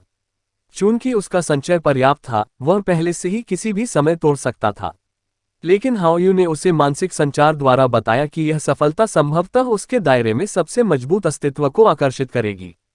उन ताकतवर लोगों ने बहुत पहले ही बड़े कदम उठाए थे, ये जानते हुए कि अगर वे इस बार हाओयू को विकसित होने से नहीं रोक सके, तो वे हाओयू को कभी भी पीछे नहीं रोक पाएंगे। इसलिए लॉन्ग हाओचेन को पूरी तरह से सुरक्षित सावधानी बरतने की जरूरत थी, क्योंकि इससे हाओयू और उसके साथियों के जीवन और मृत्यु का गहरा संबंध था। मंदिरों की इस भव्य सभा के समाप्त होने के बाद लॉन्ग हाओचेन हाओयू को उसकी सुरक्षा प्रतिशत बढ़ाने में मदद करने से पहले एक दिव्य सिंहासन की स्वीकृति प्राप्त करने का प्रयास करना चाहता था। यांग हाओयू ने कहा, अनंत काल और सृष्टि के दिव्य सिंहासन के अलावा अन्य सभी 5 को केवल पुनरुत्पादन कहा जा सकता है। यद्यपि वे सभी दैवीय उपकरण स्तर तक पहुंच गए हैं, वे अनंत काल और सृजन के दिव्य सिंहासन की तुलना में पूरी तरह से एक अलग स्तर पर हैं। अपनी प्रतिभा और साधना के साथ आपको इन 5 दिव्य सिंहासनों की स्वीकृति प्राप्त करना तय है, जिससे आप सीधे तौर पर एक दिव्य शूरवीर बनने में सक्षम हो जाएंगे। लेकिन वास्तव में अनंत काल और सृजन के दिव्य सिंहासन का मालिक बनने के लिए उसे अपनी परीक्षा उत्तीर्ण करनी होगी। उस समय की बात करें तो मैं इसे पास करने में असफल रहा। सबूत? लॉन्ग हाओचेन ने उत्सुकता से पूछा, दादाजी यांग, अनंत काल और सृष्टि के दिव्य सिंहासन का प्रमाण क्या है? यांग हाओयू ने जवाब दिया, ये से है मैं आपसे बात करना चाहता था, उस समय मेरी विफलता का प्राथमिक कारण था। लॉन्ग हाओचेन, यांग हाओयू और चेन जिडियन ने demon hunt squad quest tower छोड़ने से पहले 1 घंटे तक निजी चर्चा की थी। यांग हाओयू ने उन्हें अनंत काल और सृजन के दिव्य सिंहासन के कई चमत्कारी पहलुओं के बारे में बताया, जबकि उन्हें पूर्ण लाभ देने के लिए डोमेन के कई मामलों के बारे में बताया। पवित्र युद्ध की अराजकता धीरे धीरे शांत हो गई और 6 महान मंदिरों के शक्तिशाली लोगों की कड़ी मेहनत के कारण पवित्र शहर की सामाजिक स्थिति सामान्य हो गई। ग्रैंड अलायंस स्टेडियम का जीर्णोद्धार चल रहा था। कम से कम 1000 कारीगर शामिल थे, लेकिन संयोग से अंदर की रक्षात्मक संरचना को कोई नुकसान नहीं हुआ, इसलिए केवल बाहरी मरम्मत ही आवश्यक थी। कई कलाकारों के संयुक्त प्रयासों से इसे पूरी तरह से बहाल करने में 1 दिन लग गया। अगले दिन सुबह जब लॉन्ग हाओचेन ने आशा की धुंधली चमक को मंदिरों की महान सभा में लौटने के लिए प्रेरित किया, तो वे लगभग तुरंत ही 6 महान मंदिरों की सभी शक्तियों का केंद्र बिंदु बन गए। पिछले 3 मैच जल्दी ही जीत गए, जिसमें 24 दावेदार सामने आ गए। तीसरे राउंड के पूरा होने के बाद प्रत्येक विजेता दावेदार ने कुल 4 अंक अर्जित किए थे। इन मैचों के होने के बाद टेम्पल ऑफ द नाइट में केवल 5 दावेदार बचे थे, जिनमें से 1 जादूगर के मंदिर के लिए, 3 आत्मा के मंदिर के लिए, 2 हत्यारे के मंदिर के लिए और केवल 1 ही मंदिर के लिए शेष बचा था। योद्धा डिम ग्लो ऑफ होप सबसे बड़ा काला घोड़ा था, जिसमें कुल 7 लोग बचे थे। 3 राउंड के बाद कुल अंकों में कुछ बदलाव देखने को मिला। नाइट के मंदिर में 66 बिंदु थे, जादूगर के मंदिर में 65, आशा की मन चमक में 56, आत्मा के मंदिर में 42, हत्यारे के मंदिर में 34 और मन दिर में योद्धा के पास 24 थे। केवल 10 दावेदारों के साथ आशा की मंद किरण वास्तव में 3 राउंड के बाद तीसरे स्थान पर पहुंच गई थी, और जबकि एक अंतर अभी भी उन्हें शीर्ष 2 से अलग कर रहा था, वहां पहुंचना संभव नहीं था। विजार्ड टेम्पल और नाइट टेम्पल के बीच भी केवल एक अंक का अंतर रह गया। व्यक्तिगत प्रतियोगिता पहले ही अपने अंतिम चरम पर थी। चौथा राउंड अंतिम स्टैंडिंग को बदलने के लिए था। ये मैच प्रत्येक दावेदार को 8 अंक अर्जित करने की अनुमति देंगे। बिना किसी संदेह के आशा की मंद चमक पहले से ही फैशन में सबसे गर्म विषय बन गई थी। 12 मैचों में से 7 में वे शामिल होंगे। अध्याय 697 हाओयू, अस्तित्व में पहला दानव भगवान, भाग 2। चेन जिडियन की गरिमा में आवाज एक बार फिर गूंजी। व्यक्तिगत प्रतियोगिता का चौथा दौर शुरू हुआ। क्लिक करते हुए 2 चयन लाइटें जलीं। हवाई यात्रा करने के बाद उनमें से एक सीधे नाइट के मंदिर कक्ष में जा गिरा। इसकी सबसे अधिक संभावना थी, क्योंकि आखिरकार नाइट टेम्पल के पास इस चौथे राउंड के लिए 5 लोग बचे थे, जबकि डिम ग्लिमर ऑफ होप के पास 7 लोग थे, जिससे वे शेष तीसरे राउंड के आधे से अधिक दावेदार बन गए। प्रकाश की एक झिलमिलाहट में नाइट के मंदिर से एक शूरवीर को जादूगर के मंदिर से एक बिजलीघर के साथ चुना गया था। प्रतियोगिता का चौथा चरण प्रारंभ हुआ या तीव्र झटके के साथ। कल लॉन्ग हाओ चेन और यांग हाओयू के बीच हुई बड़ी लड़ाई के बाद ली झेंगजी की नजर आज बेहद शांत थी, जो जादूगर मंदिर के किनारे अग्रिम पंक्ति में बैठे थे। जैसा कि वह आमतौर पर करता था, उसके चेहरे पर मुस्कान थी, जैसे कि आशा की मंद चमक के असाधारण प्रदर्शन का उससे कोई लेना देना नहीं था। चौथे दौर में केवल 9वें चरण के पावरहाउस और इस स्तर के केवल उत्कृष्ट आंकड़े ही बचे थे। फलस्वरूप प्रतिस्पर्धा और अधिक तीखी हो गई। 1 घंटा बीत जाने पर 12 दलों में से आधा भाग बीत गया। आशा की धुंधली किरण से 3 लोग प्रकट हुए थे। वांग युवान और लिन शिन ने मैच पास कर लिया, जबकि झांग फेंगली झेंगजी से हार गए। 7वें मैच तक, जब चयन प्रकाश ने लॉन्ग हाओ चेन के शरीर को रोशन किया, तो सभी दर्शक शांत हो गए। लॉन्ग हाओ चेन कल से अलग नहीं दिख रहे थे। अभी भी उनके चेहरे पर हल्की सी मुस्कान थी और एक सौम्य आभा बिखर रही थी। लेकिन अब किसी ने भी आशा की मंद चमक के इस कप्तान को कम नहीं आंका।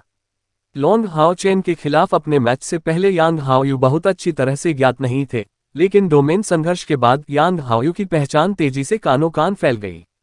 नाइट टेम्पल का नंबर 1 पावर हाउस। इस मैच के दौरान जिन लोगों को वास्तव में इसका एहसास हुआ, वे अभी भी बहुत कम थे, और पूरे विशाल बहुमत को पता था कि लॉन्ग हाओ चेन इस मैच का अंतिम विजेता था।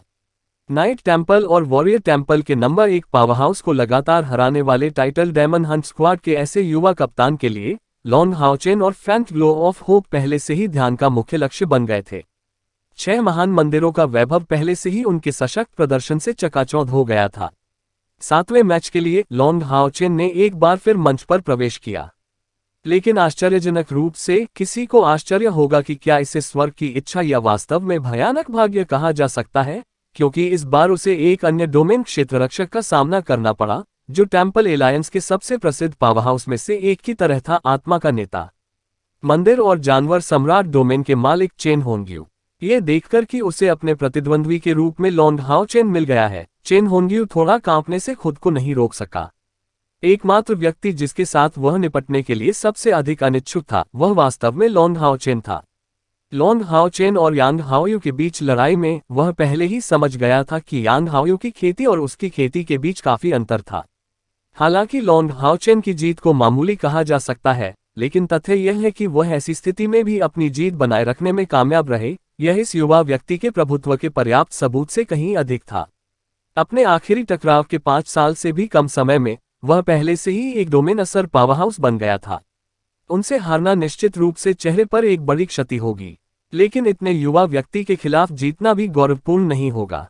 इसलिए जब चेन होंग्यू स्पिरिट टेम्पल की ओर से बाहर निकले तो उनका रंग काफी बदसूरत था। लॉन्ग हाओ चेन यंगर नहीं थे, इसलिए स्पिरिट टेम्पल के नेता के रूप में उन्होंने स्वाभाविक रूप से हार नहीं मानी। गेम लॉन्च करना तो दूर की बात है। लॉन्ग हाओ चेन ने स्टेडियम में प्रवेश करने का नेतृत्व किया, चेन होंग्यू को अपना सम्मान दिया, उनके सामने एक मानक सज्जन सलामी का प्रदर्शन किया। नमस्कार चेन मंदिर के नेता। मैं चेन होंग्यू ने बस सिर हिलाया, चलो शुरू करें। वह और बात करने को तैयार नहीं था। यह मैच उनके सभी प्रयासों के साथ एक मैचअप ही हो सकता है। आखिरकार लॉन्ग हाओ चेन पिछले मैच की तरह अपने आक्रामक हथियार नहीं ला सके। वह स्वाभाविक रूप से यह बताने में सक्षम था कि यदि उसके पास उन 2 दिव्य तलवारों के साथ जीवन और सृजन की तलवार नहीं होती, तो लॉन्ग हाओ चेन संभवतः उसके क्षेत्र में उन 2 विकासों का कारण नहीं बन सकता था। लॉन्ग हाओ चेन के खिलाफ जीतना उनके लिए असंभव नहीं था। बाकी सबको एक तरफ रखते हुए वह 9वें चरण की तीसरी रैंक तक पहुंचने वाला एक पावरहाउस है और लॉन्ग हाओचेन को अभी तक तीसरी रैंक तक नहीं पहुंचना चाहिए था। हालांकि चेन होंग्यू का वास्तव में लॉन्ग हाओचेन के साथ बुरा संबंध था। उस समय डिम ग्लिमर ऑफ होप के खिलाफ उसका मैच मूल रूप से उसके लिए एक तरफा लड़ाई होनी चाहिए थी, लेकिन किसने सोचा होगा कि जैसे ही लॉन्ग हाओचेन का 6 सिर वाला जानवर बाहर आएगा, उसका 4 सिर वाला चिमेरा तुरंत अपनी सारी शक्ति खो देगा। ताकत और लड़ाई। और अब तक चेन होंग्यू को अभी तक ये समझ में नहीं आया था कि लॉन्ग हाओचेन की सवारी किस तरह का जादुई जानवर हो सकती है। ये सोचकर कि उसके जादुई जानवर को निश्चित रूप से कैसे दबाया जाएगा, उसे बिल्कुल भी अच्छा नहीं लग रहा था।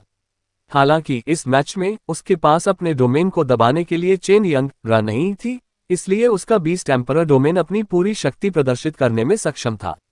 पिछले कुछ वर्षों में चेन होंग्यू की खेती में भी काफी वृद्धि हुई है, चाहे वह उसकी महारत पर उसका नियंत्रण हो और अपने बुलाए गए जानवर पर उसका नियंत्रण हो और उसके सम्मान की गुणवत्ता हो। अपने हाथ ऊपर उठाने पर चेन होंग्यू की हथेलियों पर दूधिया सफेद चमक दिखाई दी, जो पलक झपकते ही उसके सामने तैरती हुई प्रकाश की गेंद में बदल गई। किसी भी उपकरण का उपयोग नहीं किया जा सकता था, इसलिए कोई केवल आध्यात्मिक ऊर्जा से बनी नकल ही कर सकता था। चेन होंग्यू के पीछे तुरंत प्रकाश का एक दरवाजा आकार ले लिया और उसकी आकृति चमक उठी और दरवाजे से गुजरने के बाद सीधे गायब हो गई। दिव्य यूनिकॉर्न लॉन्ग हाओचेन के सामने फिर से प्रकट हुआ। ऐसा नहीं था कि उसे यह पर्याप्त लगा, लेकिन हाओयू की क्षमताएं बहुत अधिक थीं और संभवतः चोटें लग सकती थीं। चूंकि यह मंदिरों की भव्य सभा थी और राक्षसों के खिलाफ लड़ाई नहीं थी, इसलिए वह उसे तब तक बाहर नहीं जाने देगा जब तक कि बिल्कुल जरूरी न हो। अपनी खेती के उत्थान के साथ हाओयू का अत्याचारी और विनाशकारी पहलू बहुत तेजी से बढ़ा और लॉन्ग हाओचेन को कभी कभी अपनी भावनाओं को नियंत्रित करने में कठिनाई होती थी। दिव्य यूनिकॉर्न वैसा नहीं था। स्टार किंग ने लॉन्ग हाओचेन का तब से अनुसरण किया था जब वह सिर्फ एक स्टारलाइट यूनिकॉर्न था और उसके बिना विकसित नहीं हो सकता था। इसलिए हालांकि वह अपने और लॉन्ग हाओचेन के बीच किसी समझौते से प्रतिबंधित नहीं था, लेकिन हाओचेन के लिए उसके मन में बेहद गहरी भावनाएं थीं। और इसके अलावा लॉन्ग हाओचेन जैसे लाइट गॉड बॉडी के मालिक का अनुसरण करना उनकी खेती के लिए बेहद फायदेमंद था। यूनिकॉर्न स्वाभाविक रूप से प्रकाश के करीब थे, इसलिए लॉन्ग हाओचेन के अलावा और कौन उसके साथ इतना घनिष्ठ हो सकता था। फिर भी स्टार किंग की अपनी समस्याएं थीं। हाल ही में एक दिव्य यूनिकॉर्न में विकसित होने के बाद यह अभी भी अनुकूलन के बीच में था और कई दिव्य यूनिकॉर्न क्षमताओं का उपयोग करने में असमर्थ था। अन्यथा वह कल के खेल में गति प्रदान करता। लॉन्ग हाओचेन जाना किसी तरह इतना आसान नहीं होता। लॉन्ग हाओचेन की आशाओं में से एक लगातार लड़ाइयों के माध्यम से स्टार किंग की क्षमता को प्रज्वलित करना था, ताकि उसे वास्तव में एक दिव्य यूनिकॉर्न बनाया जा सके। जैसे ही एक आकृति चेन होंग्यू के सम्मन द्वार से बाहर निकली, एक भयानक दहाड़ ने पूरे मंच को हिला दिया। यह महान आकृति 15 मीटर लंबी थी, एक भव्य पर्वत की तरह खड़ी थी और इसका पूरा शरीर धात्विक चमक के साथ सफेद बालों से ढका हुआ था। सीधे खड़े होकर उसने आवाजें निकालते हुए अपनी बड़ी मुट्ठियां अपनी छाती पर घुमाई। लॉन्ग हाओचेन ने पहले कभी ओरंगुटान का पेड़ नहीं देखा था। जादुई जानवरों में ओरंगुटान सभी शक्तिशाली थे। उनके पास न केवल अदम्य क्षमताएं थीं, बल्कि उनके पास सामान्य जादुई जानवरों की तुलना में बहुत अधिक बुद्धि थी। उनकी शक्तिशाली शारीरिक क्षमता, गति और बहुत खतरनाक हमलों ने उन्हें सम्मानकर्ताओं का पसंदीदा लक्ष्य बना दिया। जब लॉन्ग हाओचेन के समूह ने 5 साल पहले चेन होंग्यू का सामना किया था, तो उसने इस जादुई जानवर को नहीं देखा था, या तो क्योंकि चेन होंग्यू ने जानबूझकर इसे वापस नहीं बुलाया था, या उसके पास अभी तक ये नहीं था। जारी उतार चढ़ाव से कोई यह निर्धारित कर सकता है कि यह वास्तव में चेन होंग्यू के संभावित 9 अनुबंधित जादुई जानवरों में से एक था, न कि कोई सामान्य सम्मान। और लॉन्ग हाओचेन को आश्चर्य हुआ, प्रकाश के इस द्वार में कदम रखने के बाद चेन होंग्यू की उपस्थिति पूरी तरह से गायब हो गई। उसका कोई भी मानसिक स्कैन वास्तव में उसकी उपस्थिति का कोई निशान ढूंढने में कामयाब नहीं हुआ। वह कौन सी सम्मानकर्ता क्षमता हो सकती है? वह बड़ा ओरंगुटान दहाड़ता हुआ और तुरंत तेज गति से लॉन्ग हाओचेन की ओर दौड़ पड़ा। केवल 2 झपकियों और एक छलांग में वह पहले से ही लॉन्ग हाओचेन के सामने था। अचानक अपने दोनों हाथों को ऊपर उठाते हुए वह तुरंत लॉन्ग हाओचेन के चेहरे पर पटक दिया। इससे पहले कि उसकी हथेली पहुंचती, एक भयानक दरवाजा पहले से ही गूंज रहा था, और जैसे ही ओरंगुटान ने हमला किया और अधिक भयानक ठंडी हवा ने हाओचेन और दिव्य यूनिकॉर्न को घेर लिया। 10वें चरण का बर्फ तत्व जादुई जानवर, 9वें चरण के मानव बिजलीघर के बराबर। यह मुट्ठी ही लॉन्ग हाओचेन के लिए उसकी महान शक्ति को महसूस करने के लिए पर्याप्त थी। एक सम्मानकर्ता के विरुद्ध सबसे बड़ी प्राथमिकता प्रतिद्वंद्वी को अपने सम्मानित जानवरों को बुलाने से रोकना था। चुभने वाली ठंड न केवल अत्यधिक आक्रामक थी, बल्कि उसकी गति भी कम हो गई थी। लॉन्ग हाओचेन ने इस तरह के हमले से परहेज नहीं किया और बॉक्सिंग स्टांस बनाने के लिए अपने हाथों को पार कर लिया। एक ध्वनि के साथ कई लोगों ने अवचेतन रूप से विश्वास किया कि लॉन्ग हाओचेन को इस मुट्ठी से दूर धकेल दिया जाएगा, लेकिन अंतिम परिणाम बिल्कुल विपरीत था। लॉन्ग हाओचेन के बिल्कुल विपरीत हाथों से उस दबंग मुट्ठी के संपर्क में आने पर ओरांगुटान की आकृति स्पष्ट रूप से जम गई, उसका शरीर अगले ही पल में फेंक दिया गया। प्रकाश के द्वार तक पूरी तरह फेंक दिया गया। दिव्य यूनिकॉर्न ने अपने पंख फड़फड़ाए और लॉन्ग हाओचेन को पूरे रास्ते अपने साथ ले आया। एक सुनहरी बड़ी तलवार हवा में दिखाई दी। कियू योगहाओ की महारत तलवार के इरादे से कुछ समानताएं रखते हुए उस बड़े प्रकाश प्रमुख तलवार के इरादे ने तुरंत ओरांगुटान को अवरुद्ध कर दिया, उसे काट दिया। लॉन्ग हाओचेन के हॉट ऑफ इटर्निटी के बारे में कुछ भी न कहें, उनकी आध्यात्मिक ऊर्जा 290,000 इकाइयों तक पहुंच गई। भले ही उनकी खेती थोड़ी अधिक हो, कमजोर सवार दिव्य गेंदा को नहीं भूलना चाहिए। उनके दिव्य यूनिकॉर्न की आध्यात्मिक ऊर्जा वृद्धि कम से कम 1,00,000 इकाई थी, जो पवित्र प्रकाश को जोड़ने पर कुल 150,000 से अधिक थी। अन्यथा लॉन्ग हाओचेन कल के डोमेन के टकराव का मुकाबला नहीं कर सकता था। यह आइस ओरंगुटान एक शक्तिशाली 10वें चरण का जादुई जानवर था, लेकिन केवल 9वें चरण के शुरुआती चरण के पावरहाउस के बराबर था। सीधी टक्कर में उसकी बर्फ की विशेषता का लॉन्ग हाओचेन की रोशनी से कोई मुकाबला नहीं था और न ही उसकी आध्यात्मिक ऊर्जा, जिसके कारण स्वाभाविक रूप से उसे बेरहमी से उड़ना पड़ा। अध्याय 698 हाओयू, अस्तित्व में पहला दानव भगवान, भाग 3। मंदिरों की महान सभा ने किसी को भी दुश्मन को घायल करने या मारने की अनुमति नहीं दी, लेकिन बुलाए गए जानवर अपवाद थे। लॉन्ग हाओचेन को देखकर ऐसा लग रहा था कि उसकी तलवार का वार ओरंगुटान की जान लेने वाला था। केवल वास्तविक रूप से सामना करने पर ही कोई व्यक्ति वास्तव में यह महसूस कर सकता है कि उसकी तलवार का इरादा किस सीमा तक पहुंच गया है। तलवार की आत्मा के भौतिकीकरण के स्तर तक पहुंचने पर उसकी तलवार के इरादे का विस्फोट कियू योगहाओ की तुलना में काफी उच्च स्तर की शक्ति तक पहुंच गया। उस आइस ओरंगुटान में अवर्णनीय आतंक की भावना थी और उस पर तुरंत भारी दबाव डाला गया और एक अपरिहार्य स्थिति में बंद कर दिया गया। वह बस इतना कर सकता था कि उसके हमले को रोकने के लिए अपने हाथों को क्रॉस करके चिल्लाए। लेकिन हर कोई बता सकता है कि तलवार का वार इतनी शक्ति से भरा हुआ था कि वास्तव में वह कुछ ऐसा नहीं था जिसे वह रोक सके। ये सब बहुत तेजी से हुआ। चेन होंग्यू के विचार में लॉन्ग हाओचेन चेन यंग र का कप्तान था और वह तुरंत हत्या के लिए नहीं जाएगा। उसके द्वारा भेजे गए इस आइस ओरंगुटान का हाओचेन में देरी के अलावा वास्तव में कोई विशेष उपयोग नहीं था। लेकिन लॉन्ग हाओचेन की अचानक शक्ति के विस्फोट ने न केवल उसे लॉन्ग हाओचेन की महान ताकत दिखाए, बल्कि इससे वह घबरा गया और वह अपने स्पेल को तेजी से पूरा करने के लिए दौड़ पड़ा, जिससे उसकी ले पूरी तरह से गड़बड़ा गई।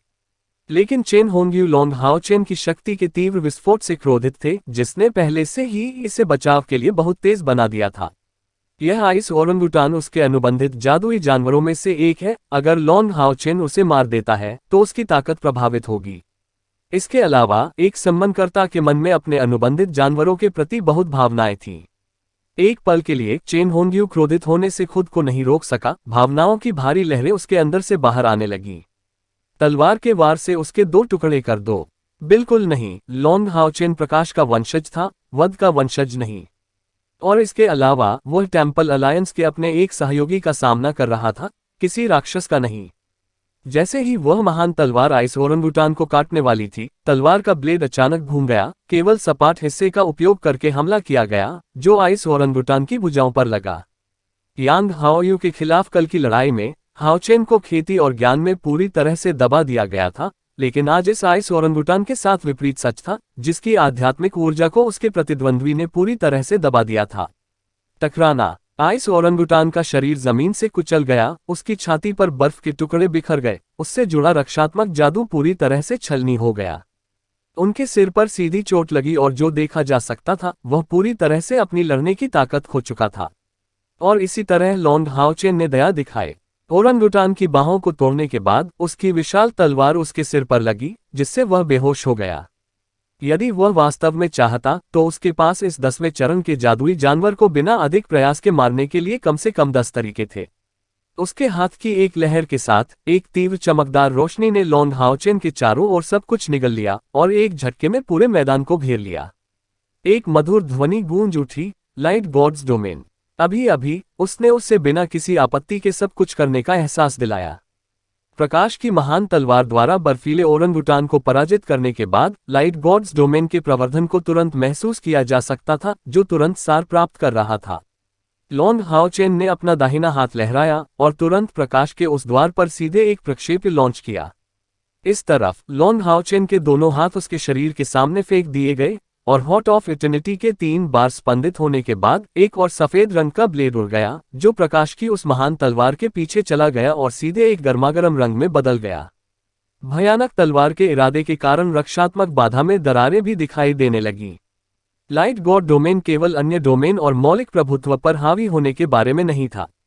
इसने लॉन्ग हाओचेन के सभी हल्के गुण कौशल को भयानक बढ़ावा दिया। इस प्रहार ने तलवार के इरादे और तलवार की आत्मा को एक कर दिया। वॉरियर टेम्पल के स्टैंड से लॉन्ग हाओचेन द्वारा प्रदर्शित आंदोलन को देखकर कियू योगहाओ को आखिरकार समझ में आ गया कि उस दिन लॉन्ग हाओचेन उसके प्रति दयालु था। स्वॉर्ड सोल का उपयोग करने में सक्षम होना इसे अपने पास रखने जितना आसान नहीं था। बेशक ये गॉड ऑफ लाइट डोमेन की मदद से पूरा किया गया था। यांग हाओयू और चेन जिडियन के साथ चर्चा करने के बाद लॉन्ग हाओचेन पिछले दिन के बाकी दिनों के लिए एकांत में प्रशिक्षण के लिए पहले ही लौट आए थे। केवल एक ही दिन में उन्हें अपने क्षेत्र की क्षमताओं की बिल्कुल नई समझ प्राप्त हो गई थी। स्वाभाविक रूप से उनकी खेती तदनुसार विकसित हुई। युद्ध के माध्यम से प्राप्त उनकी नवीनतम समझ स्वाभाविक रूप से महान प्रभाव दिखा रही थी। अपने पुनरुत्थान के बाद लॉन्ग हाओचेन का सबसे बड़ा अफसोस येटिंग का गायब होना था। चूंकि उसका दिल टुकड़े टुकड़े हो गया था, स्पिरिट स्टोव वह उसके साथ जुड़ गया और फिर गायब हो गया, और यहां तक कि पवित्र स्पिरिट स्टोव कौशल भी उसके साथ चला गया। येटिंग के बारे में सोचने की प्रक्रिया में लॉन्ग हाओचेन को तलवार के इरादे के बारे में गहरी समझ प्राप्त हुई। इस तरह उसने तलवार की आत्मा प्राप्त की। जिस क्षण उसने तलवार की आत्मा का पहला प्रयोग किया, उसे धीरे धीरे पता चला कि येटिंग वास्तव में मरा नहीं था। ऐसा लग रहा था कि यह अभी भी उसके शरीर के एक हिस्से में मौजूद है, लेकिन इसे स्पष्ट रूप से महसूस नहीं किया जा सका। उसका मानना था कि जब तक उसकी तलवार की आत्मा बढ़ती रहेगी, एक दिन आएगा जब वह येटिंग को उसकी नींद से जगा सकेगा। स्वॉर्ड सोल, जैसा कि इसके नाम से पता चलता है, एक तलवार को एक आत्मा देना है। तलवार की आत्मा के बिना तलवार का इरादा लंबे समय तक नहीं टिकेगा। परिणामस्वरूप तलवार के इरादे से किए गए हमले में अक्सर अनुकूलनशीलता की कमी होती है। लेकिन तलवार में आत्मा के साथ तलवार के इरादे में असंख्य विविधताएं आ गईं, जिससे यह अनिवार्य रूप से और अधिक शक्तिशाली हो गई। अतीत में जब पवित्र तलवार चलाने वाले ये वुशांग इस दायरे में पहुंचे थे, तो वह प्रतिभा बन गए थे योद्धा के मंदिर में नंबर 1। और अब लॉन्ग हाओचेन ने भी इसे स्पष्ट रूप से बनाया है। नाइट टेम्पल हॉल में यांग हाओयू मदद नहीं कर सका, लेकिन चुपचाप लॉन्ग हाओचेन की ओर सिर हिलाया। कल का मैच अधिकतर डोमेन प्रतियोगिता था। यदि उस समय लॉन्ग हाओचेन ने लाइट गॉड डोमेन के साथ अपनी तलवार की आत्मा से जुड़ी तलवार के इरादे का इस्तेमाल किया होता, तो यह उसके खिलाफ एक बड़ा खतरा होता। केवल इसलिए कि दोनों एक डोमेन टकराव में उलझे हुए थे, लॉन्ग हाओचेन ने इसका उपयोग नहीं किया। हो एक तेज दहाड़ सुनाई दी और तुरंत प्रकाश के उस द्वार से एक 4 रंग की चमक निकली, जो लॉन्ग हाओचेन की महान तलवार से टकरा रही थी। जिसके बारे में बोलते हुए वह 4 रंग की चमक सचमुच विचित्र थी। लॉन्ग हाओचेन की तलवार की आत्मा और तलवार के इरादे से जुड़े ग्रेटस्वॉर्ड से टकराकर इसने न केवल ग्रेटस्वॉर्ड की प्रगति को रोक दिया, बल्कि 4 अलग अलग रंग के गोलाकार प्रोजेक्टाइल में भी संघनित हो गया। लॉन्ग हाओचेन ने अपनी तलवार के इरादे पर जोर दिया और अचानक लाइट गॉड्स डोमेन सिकुड़ गया, जिससे इसके प्रवर्धन प्रभाव एकत्रित हो गए। और उसी पल वो 4 गोले गिरे। एक भयानक विस्फोटक बल ने तुरंत बाहर रक्षात्मक बाधा पर भारी दबाव पैदा कर दिया, इस हद तक कि चेन जिडियन को एक बार फिर व्यक्तिगत रूप से हस्तक्षेप करने के लिए मजबूर होना पड़ा। लॉन्ग हाओचेन का विशाल लाइट सेबर छोटे छोटे टुकड़ों में टूट गया, क्योंकि वह अत्यंत आश्चर्य में दिव्य यूनिकॉर्न से लगभग 100 मीटर दूर चला गया था। प्रकाश का दरवाजा लंबा हो गया, एक विशाल आकृति भीतर से दौड़ रही थी। वह कोई और नहीं बल्कि चेन होंग्यू का अनुबंधित जानवर 4 सिर वाला चिमेरा था। 4 सिरों वाले चिमेरा को देखकर लॉन्ग हाओचेन के मन में हाओयू को बुलाने की अचेतन इच्छा उत्पन्न हो गई। हाओयू के रक्त दमन के सामने इस 4 सिर वाले चिमेरा का कोई फायदा नहीं होना चाहिए। लेकिन बहुत जल्दी लॉन्ग हाओ चेन ने इन विचारों को दूर कर दिया क्योंकि उन्हें लगा कि यह 4 सिरों वाला चिमेरा पहले से बिल्कुल अलग स्तर पर विकसित हो गया है। पहला बदलाव लॉन्ग हाओ चेन के पिछले हमले में सामने आया था, जो पहले ही अपनी पूरी ताकत लगा चुका था। यहां तक कि तीसरी या चौथी रैंक के 9वें चरण के पावरहाउस को भी प्रतिक्रिया देना थका देने वाला लगेगा। वह तलवार के इरादे और तलवार की आत्मा को मिलाकर किया गया हमला था, लेकिन इसका सामना उस 4 सिर वाले कल्पना से हुआ। ये पहले इतना शक्तिशाली नहीं था और अंतर वास्तव में बहुत बड़ा था। दूसरा परिवर्तन ये था कि इस 4 सिर वाले चिमेरा की आंखों में लॉन्ग हाओ चेन को मनुष्यों का अत्यधिक क्रोध और अत्यंत उग्र स्वभाव दिखाई दे सकता था। वह है मामले पर विचार करने के लिए लॉन्ग हाओ चेन के पास कोई समय नहीं था। 4 सिरों वाले चिमेरा ने एक शक्तिशाली हमला किया, उसके चारों सिरों ने एक साथ सांस छोड़ी, सीधे लॉन्ग हाओ चेन को निशाना नहीं बनाया, बल्कि हवा में एक साथ आकर 4 रंगों की गेंद में बदल गए। लॉन्ग हाओ चेन की ओर गोली चलाई गई। इस बीच 4 सिरों वाले चिमेरा से नीले, लाल, पीले और हरे रंग की 4 रंगों की चमक तुरंत फैल गई। वह वास्तव में 4 तत्वों का एक डोमेन था। चेन यंग इस दृश्य को देखकर बहुत घबरा गई और बुदबुदाने लगी, वाह दादाजी, उसने वास्तव में अनुबंध सम्मेलन हासिल कर लिया है। वह वास्तव में 9वें चरण की तीसरी रैंक को पहले ही तोड़ चुका है। लिन शिन ने उत्सुकता से पूछा, कॉन्ट्रैक्ट फ्यूशन क्या है? चेन यंग ने उत्तर दिया, यह एक सम्मानकर्ता और उसके अनुबंधित जानवर के बीच का सम्मेलन है। दादाजी की वर्तमान ताकत ने उन्हें जिंगक सुआन 4 सिर वाले चिमेरा के साथ एक बना दिया है। लेकिन नकारात्मक पक्ष यह है कि वह किसी भी अधिक सम्मन जादू का उपयोग नहीं कर सकता है। हालांकि जिंगक सुआन की ताकत बहुत बढ़ गई है और वह अब पूरी तरह से दादा के नियंत्रण में है। उसकी क्षमताएं अगले स्तर तक बढ़ गई हैं। क्या आपने वह डोमेन नहीं देखा है जिसे जिंगक सुआन ने अभी जारी किया है? पूजू। लिन शिन अचानक हंस पड़ी। चेन यंग ने आश्चर्य से पूछा, भाई ड्रग्स है, आप किस बात पर हंस रहे हैं? लिन शिन हंसे, ओह, मुझे अचानक एहसास हुआ कि यदि आप 9वें चरण की तीसरी रैंक तक पहुंचते हैं तो आपके पास यह अनुबंध सम्मेलन क्षमता होगी।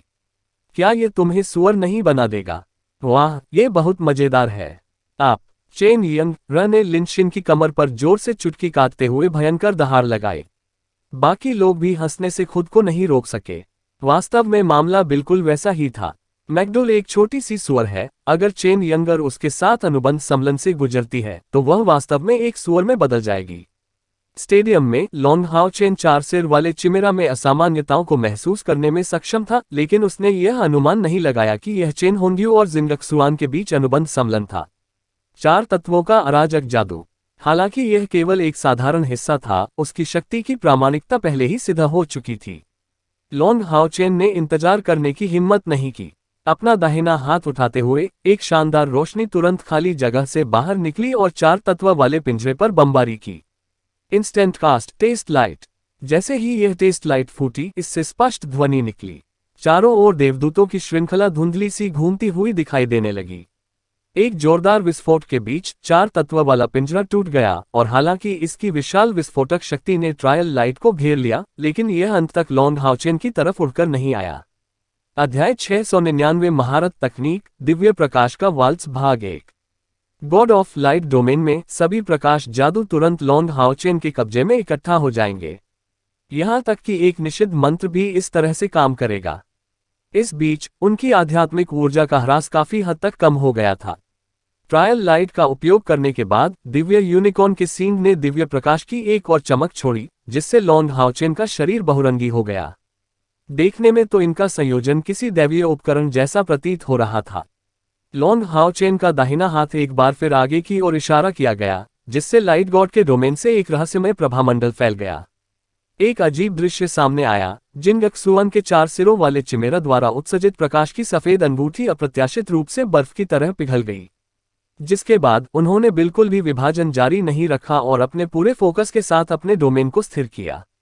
यही मौलिक मिटा का प्रभामंडल। चेन होंग्यू आश्चर्य की स्थिति में थे।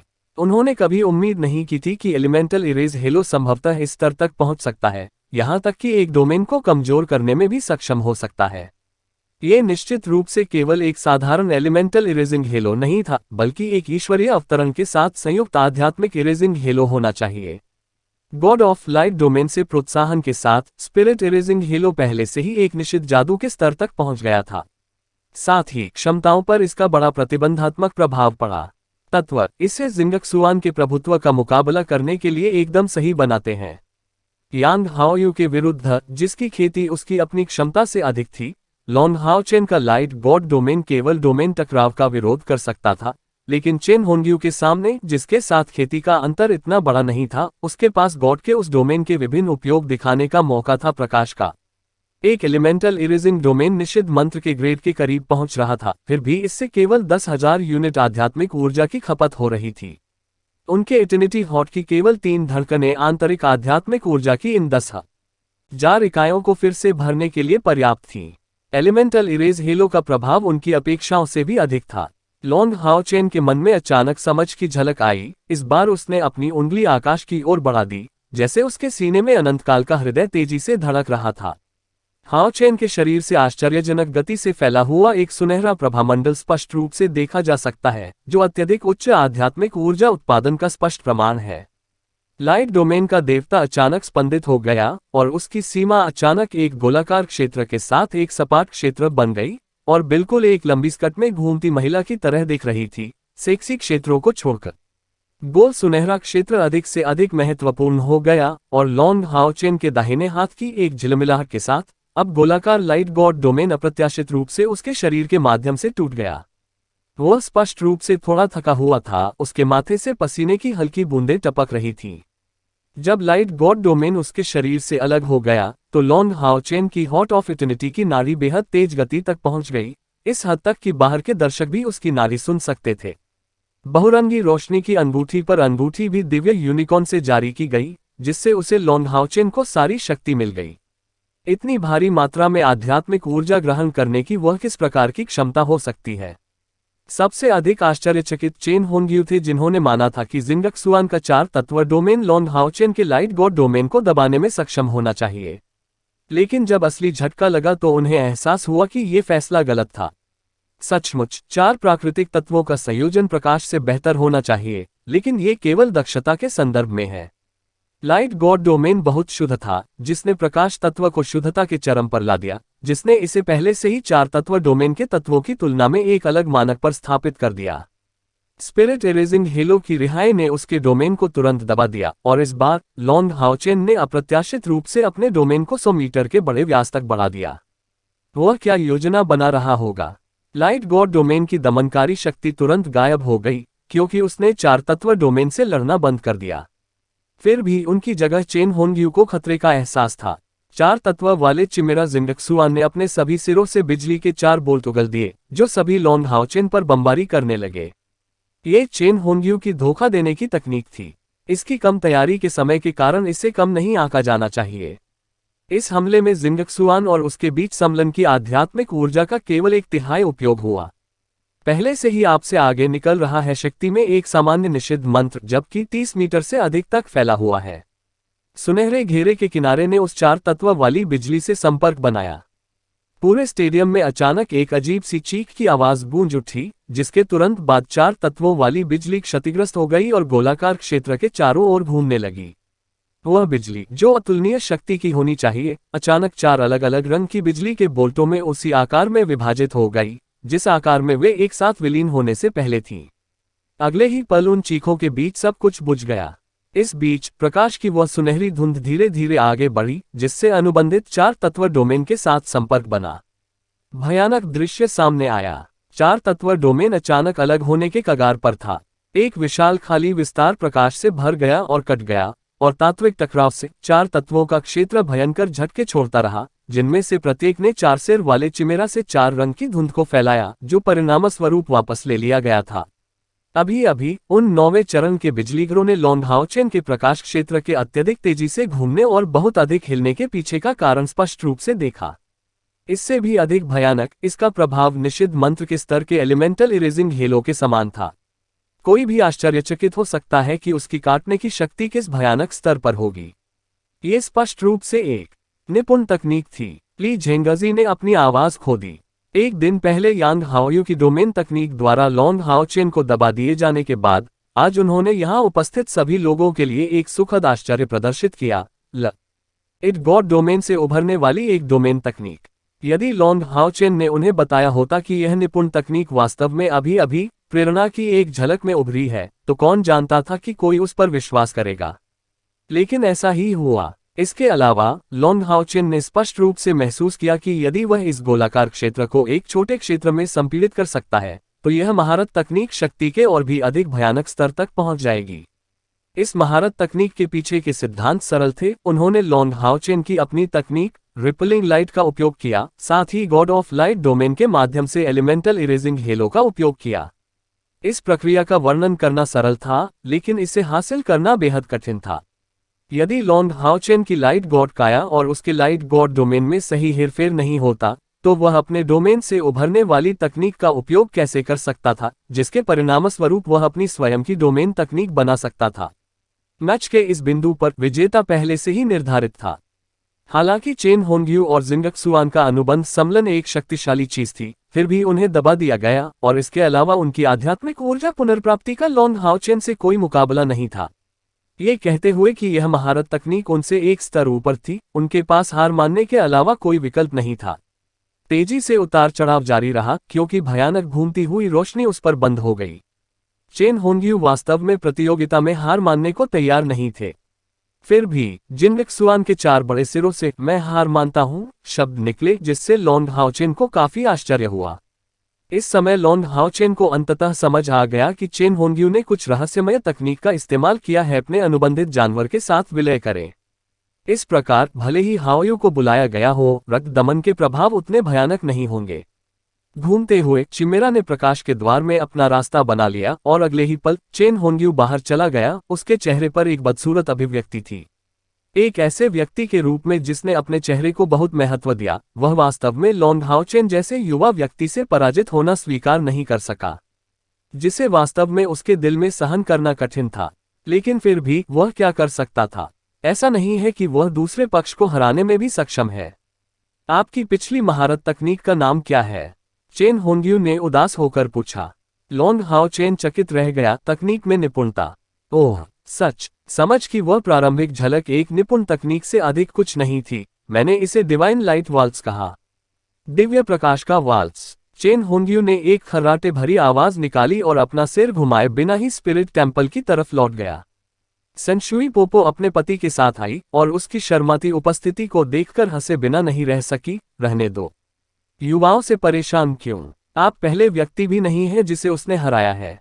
यहां तक कि यांग हाओयू और कियू योगहाओ भी हार गए हैं। चेहरे पर कोई नुकसान नहीं है, चेन होंग्यू ने कहा। यह चेहरे की क्षति के अलावा और क्या हो सकता है? क्या आप जानते हैं कि वह कितने साल का है? सेंशुई पोपो ने उसकी ओर देखा। आप किस बारे में उत्साहित हैं? क्या आपको सचमुच मुझे ये बताने की जरूरत है कि बूढ़ा होना महत्वाकांक्षा के लिए पूर्व शर्त नहीं होनी चाहिए? खाली 100 साल जीने से भी क्या फायदा? तुम्हारी पुरानी बात जल्दी करो और वापस आओ। मेरी बात सुनो और बच्चों के लिए परेशानी मत पैदा करो। चेन होंग्यू को ठंड महसूस हुई। हालांकि सेंशुई पोपो के शब्द उसे अच्छे नहीं लगे, लेकिन इसने उसका ध्यान खींचा। बिना किसी संदेह के मंदिरों की महान सभा के इस सत्र में लॉन्ग हाओचेन और आशा की फीकी चमक ने निस्संदेह अपनी ताकतों का प्रदर्शन किया था, जो उन्हें नए गठबंधन में, विशेष रूप से इस लॉन्ग हाओचेन में एक निर्णायक स्थिति प्रदान करेगी। और चेन यंग र उसकी साथी होने के नाते उसकी पत्नी याद दिला रही थी कि उसे परेशानी नहीं पैदा करनी चाहिए। ये सोचकर कि कैसे लॉन्ग हाओचेन ने चेन यंग र की खातिर ड्रैगन राइडर दानव भगवान एस्मोस का सामना करने में संकोच नहीं किया था, चेन होंग्यू का रंग और अधिक कोमल हो गया। हालांकि वह अभी भी मौखिक तर्कों में हार मानने को तैयार नहीं था। यंग र वास्तव में बदकिस्मत है।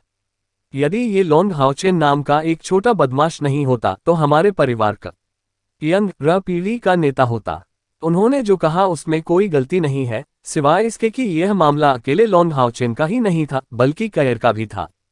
चेन यंग र 90 से अधिक की जन्मजात आंतरिक आध्यात्मिक ऊर्जा के साथ एक गौरवान्वित प्रतिभा थी, लेकिन उनके स्वभाव के कारण उनकी महारत लॉन्ग हाओचेन और कयर से कुछ भिन्न थी।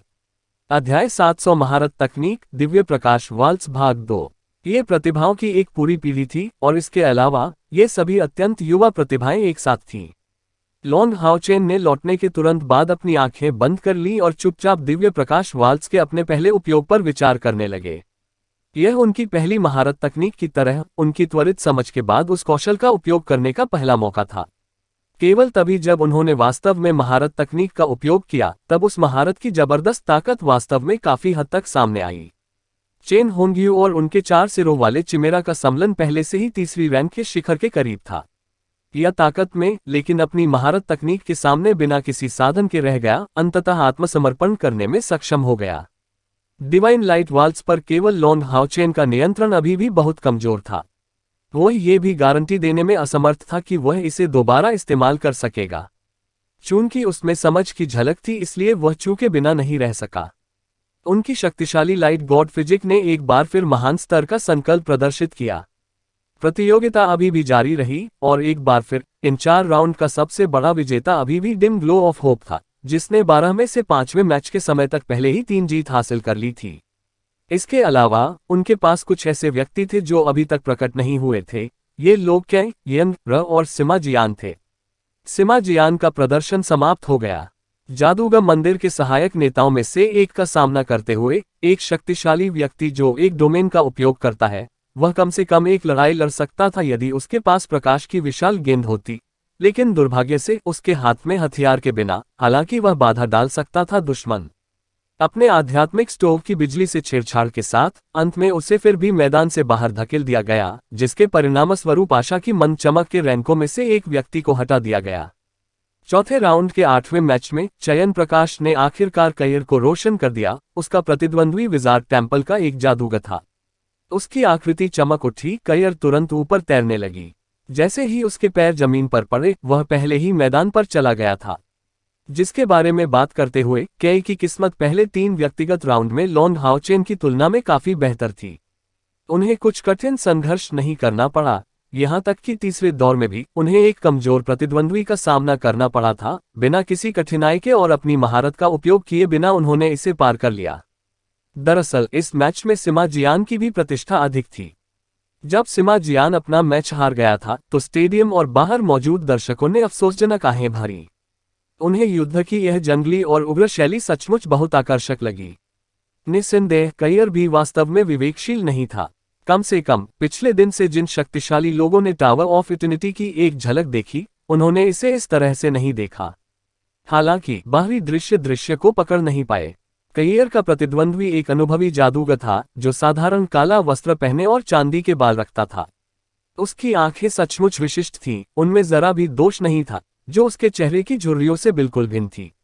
लेकिन ये बैंगनी आंखें वास्तव में कई महान शैतानों के समान दिखती थीं। इस बूढ़े जादूगर को मोवू कहा जाता था, और जादूगर मंदिर के भीतर भी बहुत कम लोग उससे परिचित थे। बाहरी मंदिरों के बारे में तो बात ही छोड़ दें।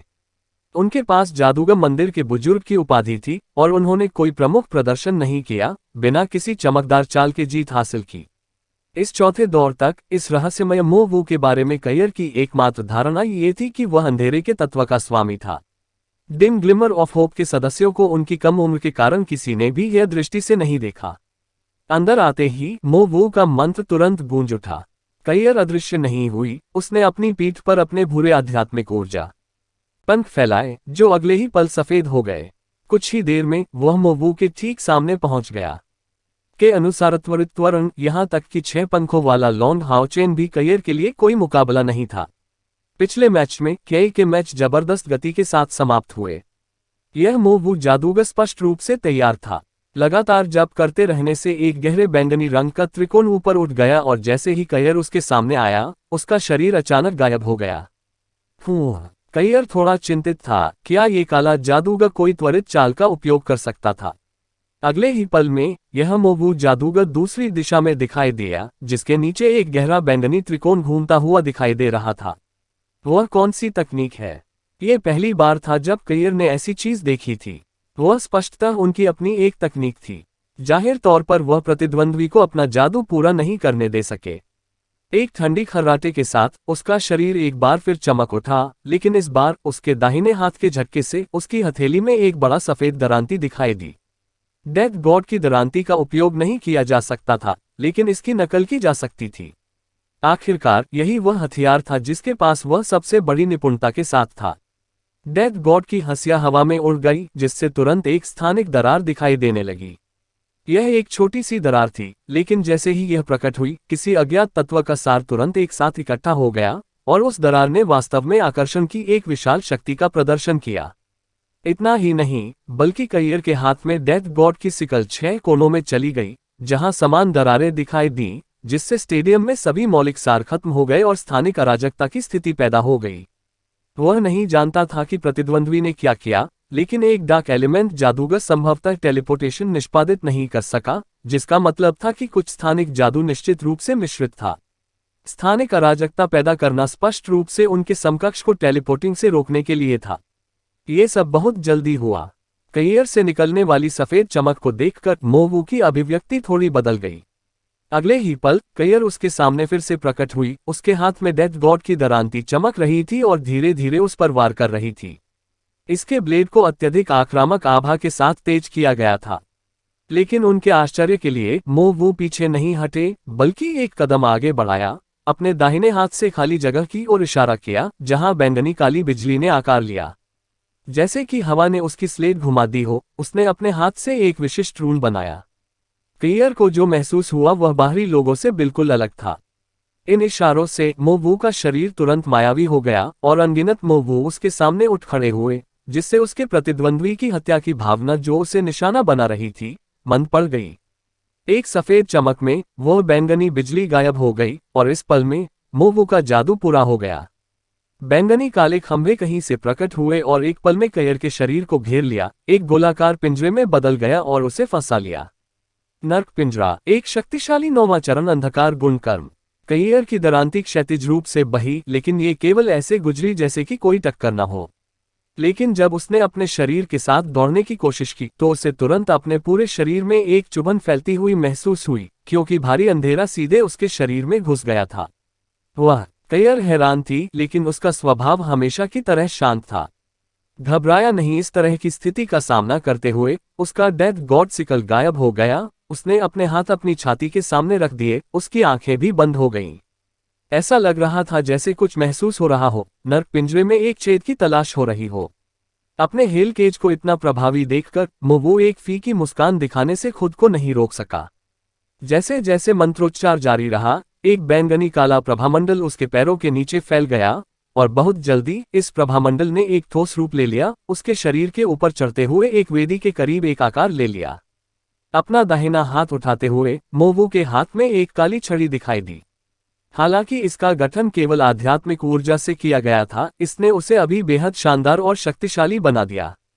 बैंगनी काले बोल्ट उसके कर्मचारियों की नोक के चारों ओर घूमते थे, जो उसे ढकने वाले एक शानदार जादूगर के वस्त्र में बदल जाते थे और तुरंत उसके आचरण को शक्ति प्राप्त करने का कारण बनते थे। एक भयानक दबाव ने उसके शरीर को घेर लिया। बैंगनी काले बादलों का एक बड़ा क्षेत्र उसके द्वारा बनाई गई वेदी के चारों ओर घूमता रहा। जैसे ही बैंगनी काला आभामंडल लहराया, कुछ बिजली की रोशनी धुंधली दिखाई दे रही थी। कब से जादूगर मंदिर के पास उस जैसा एक और बिजली घर बन गया। ये स्पष्ट रूप से एक डोमेन की शक्ति थी। अन्य 5 महान मंदिरों के लोग आलम में चिल्लाए बिना नहीं रह सके। इस मोवू की उपलब्धियां और साधना उनकी अपेक्षा से अधिक थीं। न केवल कयियर को इस जादूगर ने पकड़ लिया, बल्कि उसने एक डोमेन भी प्रदर्शित किया, जो स्पष्ट रूप से केवल उपयोगकर्ता को बढ़ावा देने के लिए एक डोमेन था। उसका अगला जादू निश्चित रूप से प्रभावशाली मात्रा में शक्ति प्राप्त करेगा। कुछ बैंगनी प्रतीक वेदी के चारों ओर घूमने लगे और उनके मंत्रोच्चार से पूरा स्टेडियम गूंज उठा। कोई भी जमीन को बैंगनी काली होते हुए धुंधला सा देख सकता था। कयियर द्वारा पहले छोड़ी गई दरारें भी पूरी तरह से बंद कर दी गईं। अंधकार का नाश करने वाला, अंधकार का शासक, उतरो, डार्क सॉवरेन। जैसे ही उनका मंत्रोच्चार जारी रहा, मोवू की आंखों में बैंगनी रंग की बिजली की रोशनी पड़ी और उनकी वेदी के सामने एक बैंगनी शतकोण दिखाई दिया। वहां उस शतक्रम के अंदर तैरती हुई एक विशाल छवि आकार लेने लगी।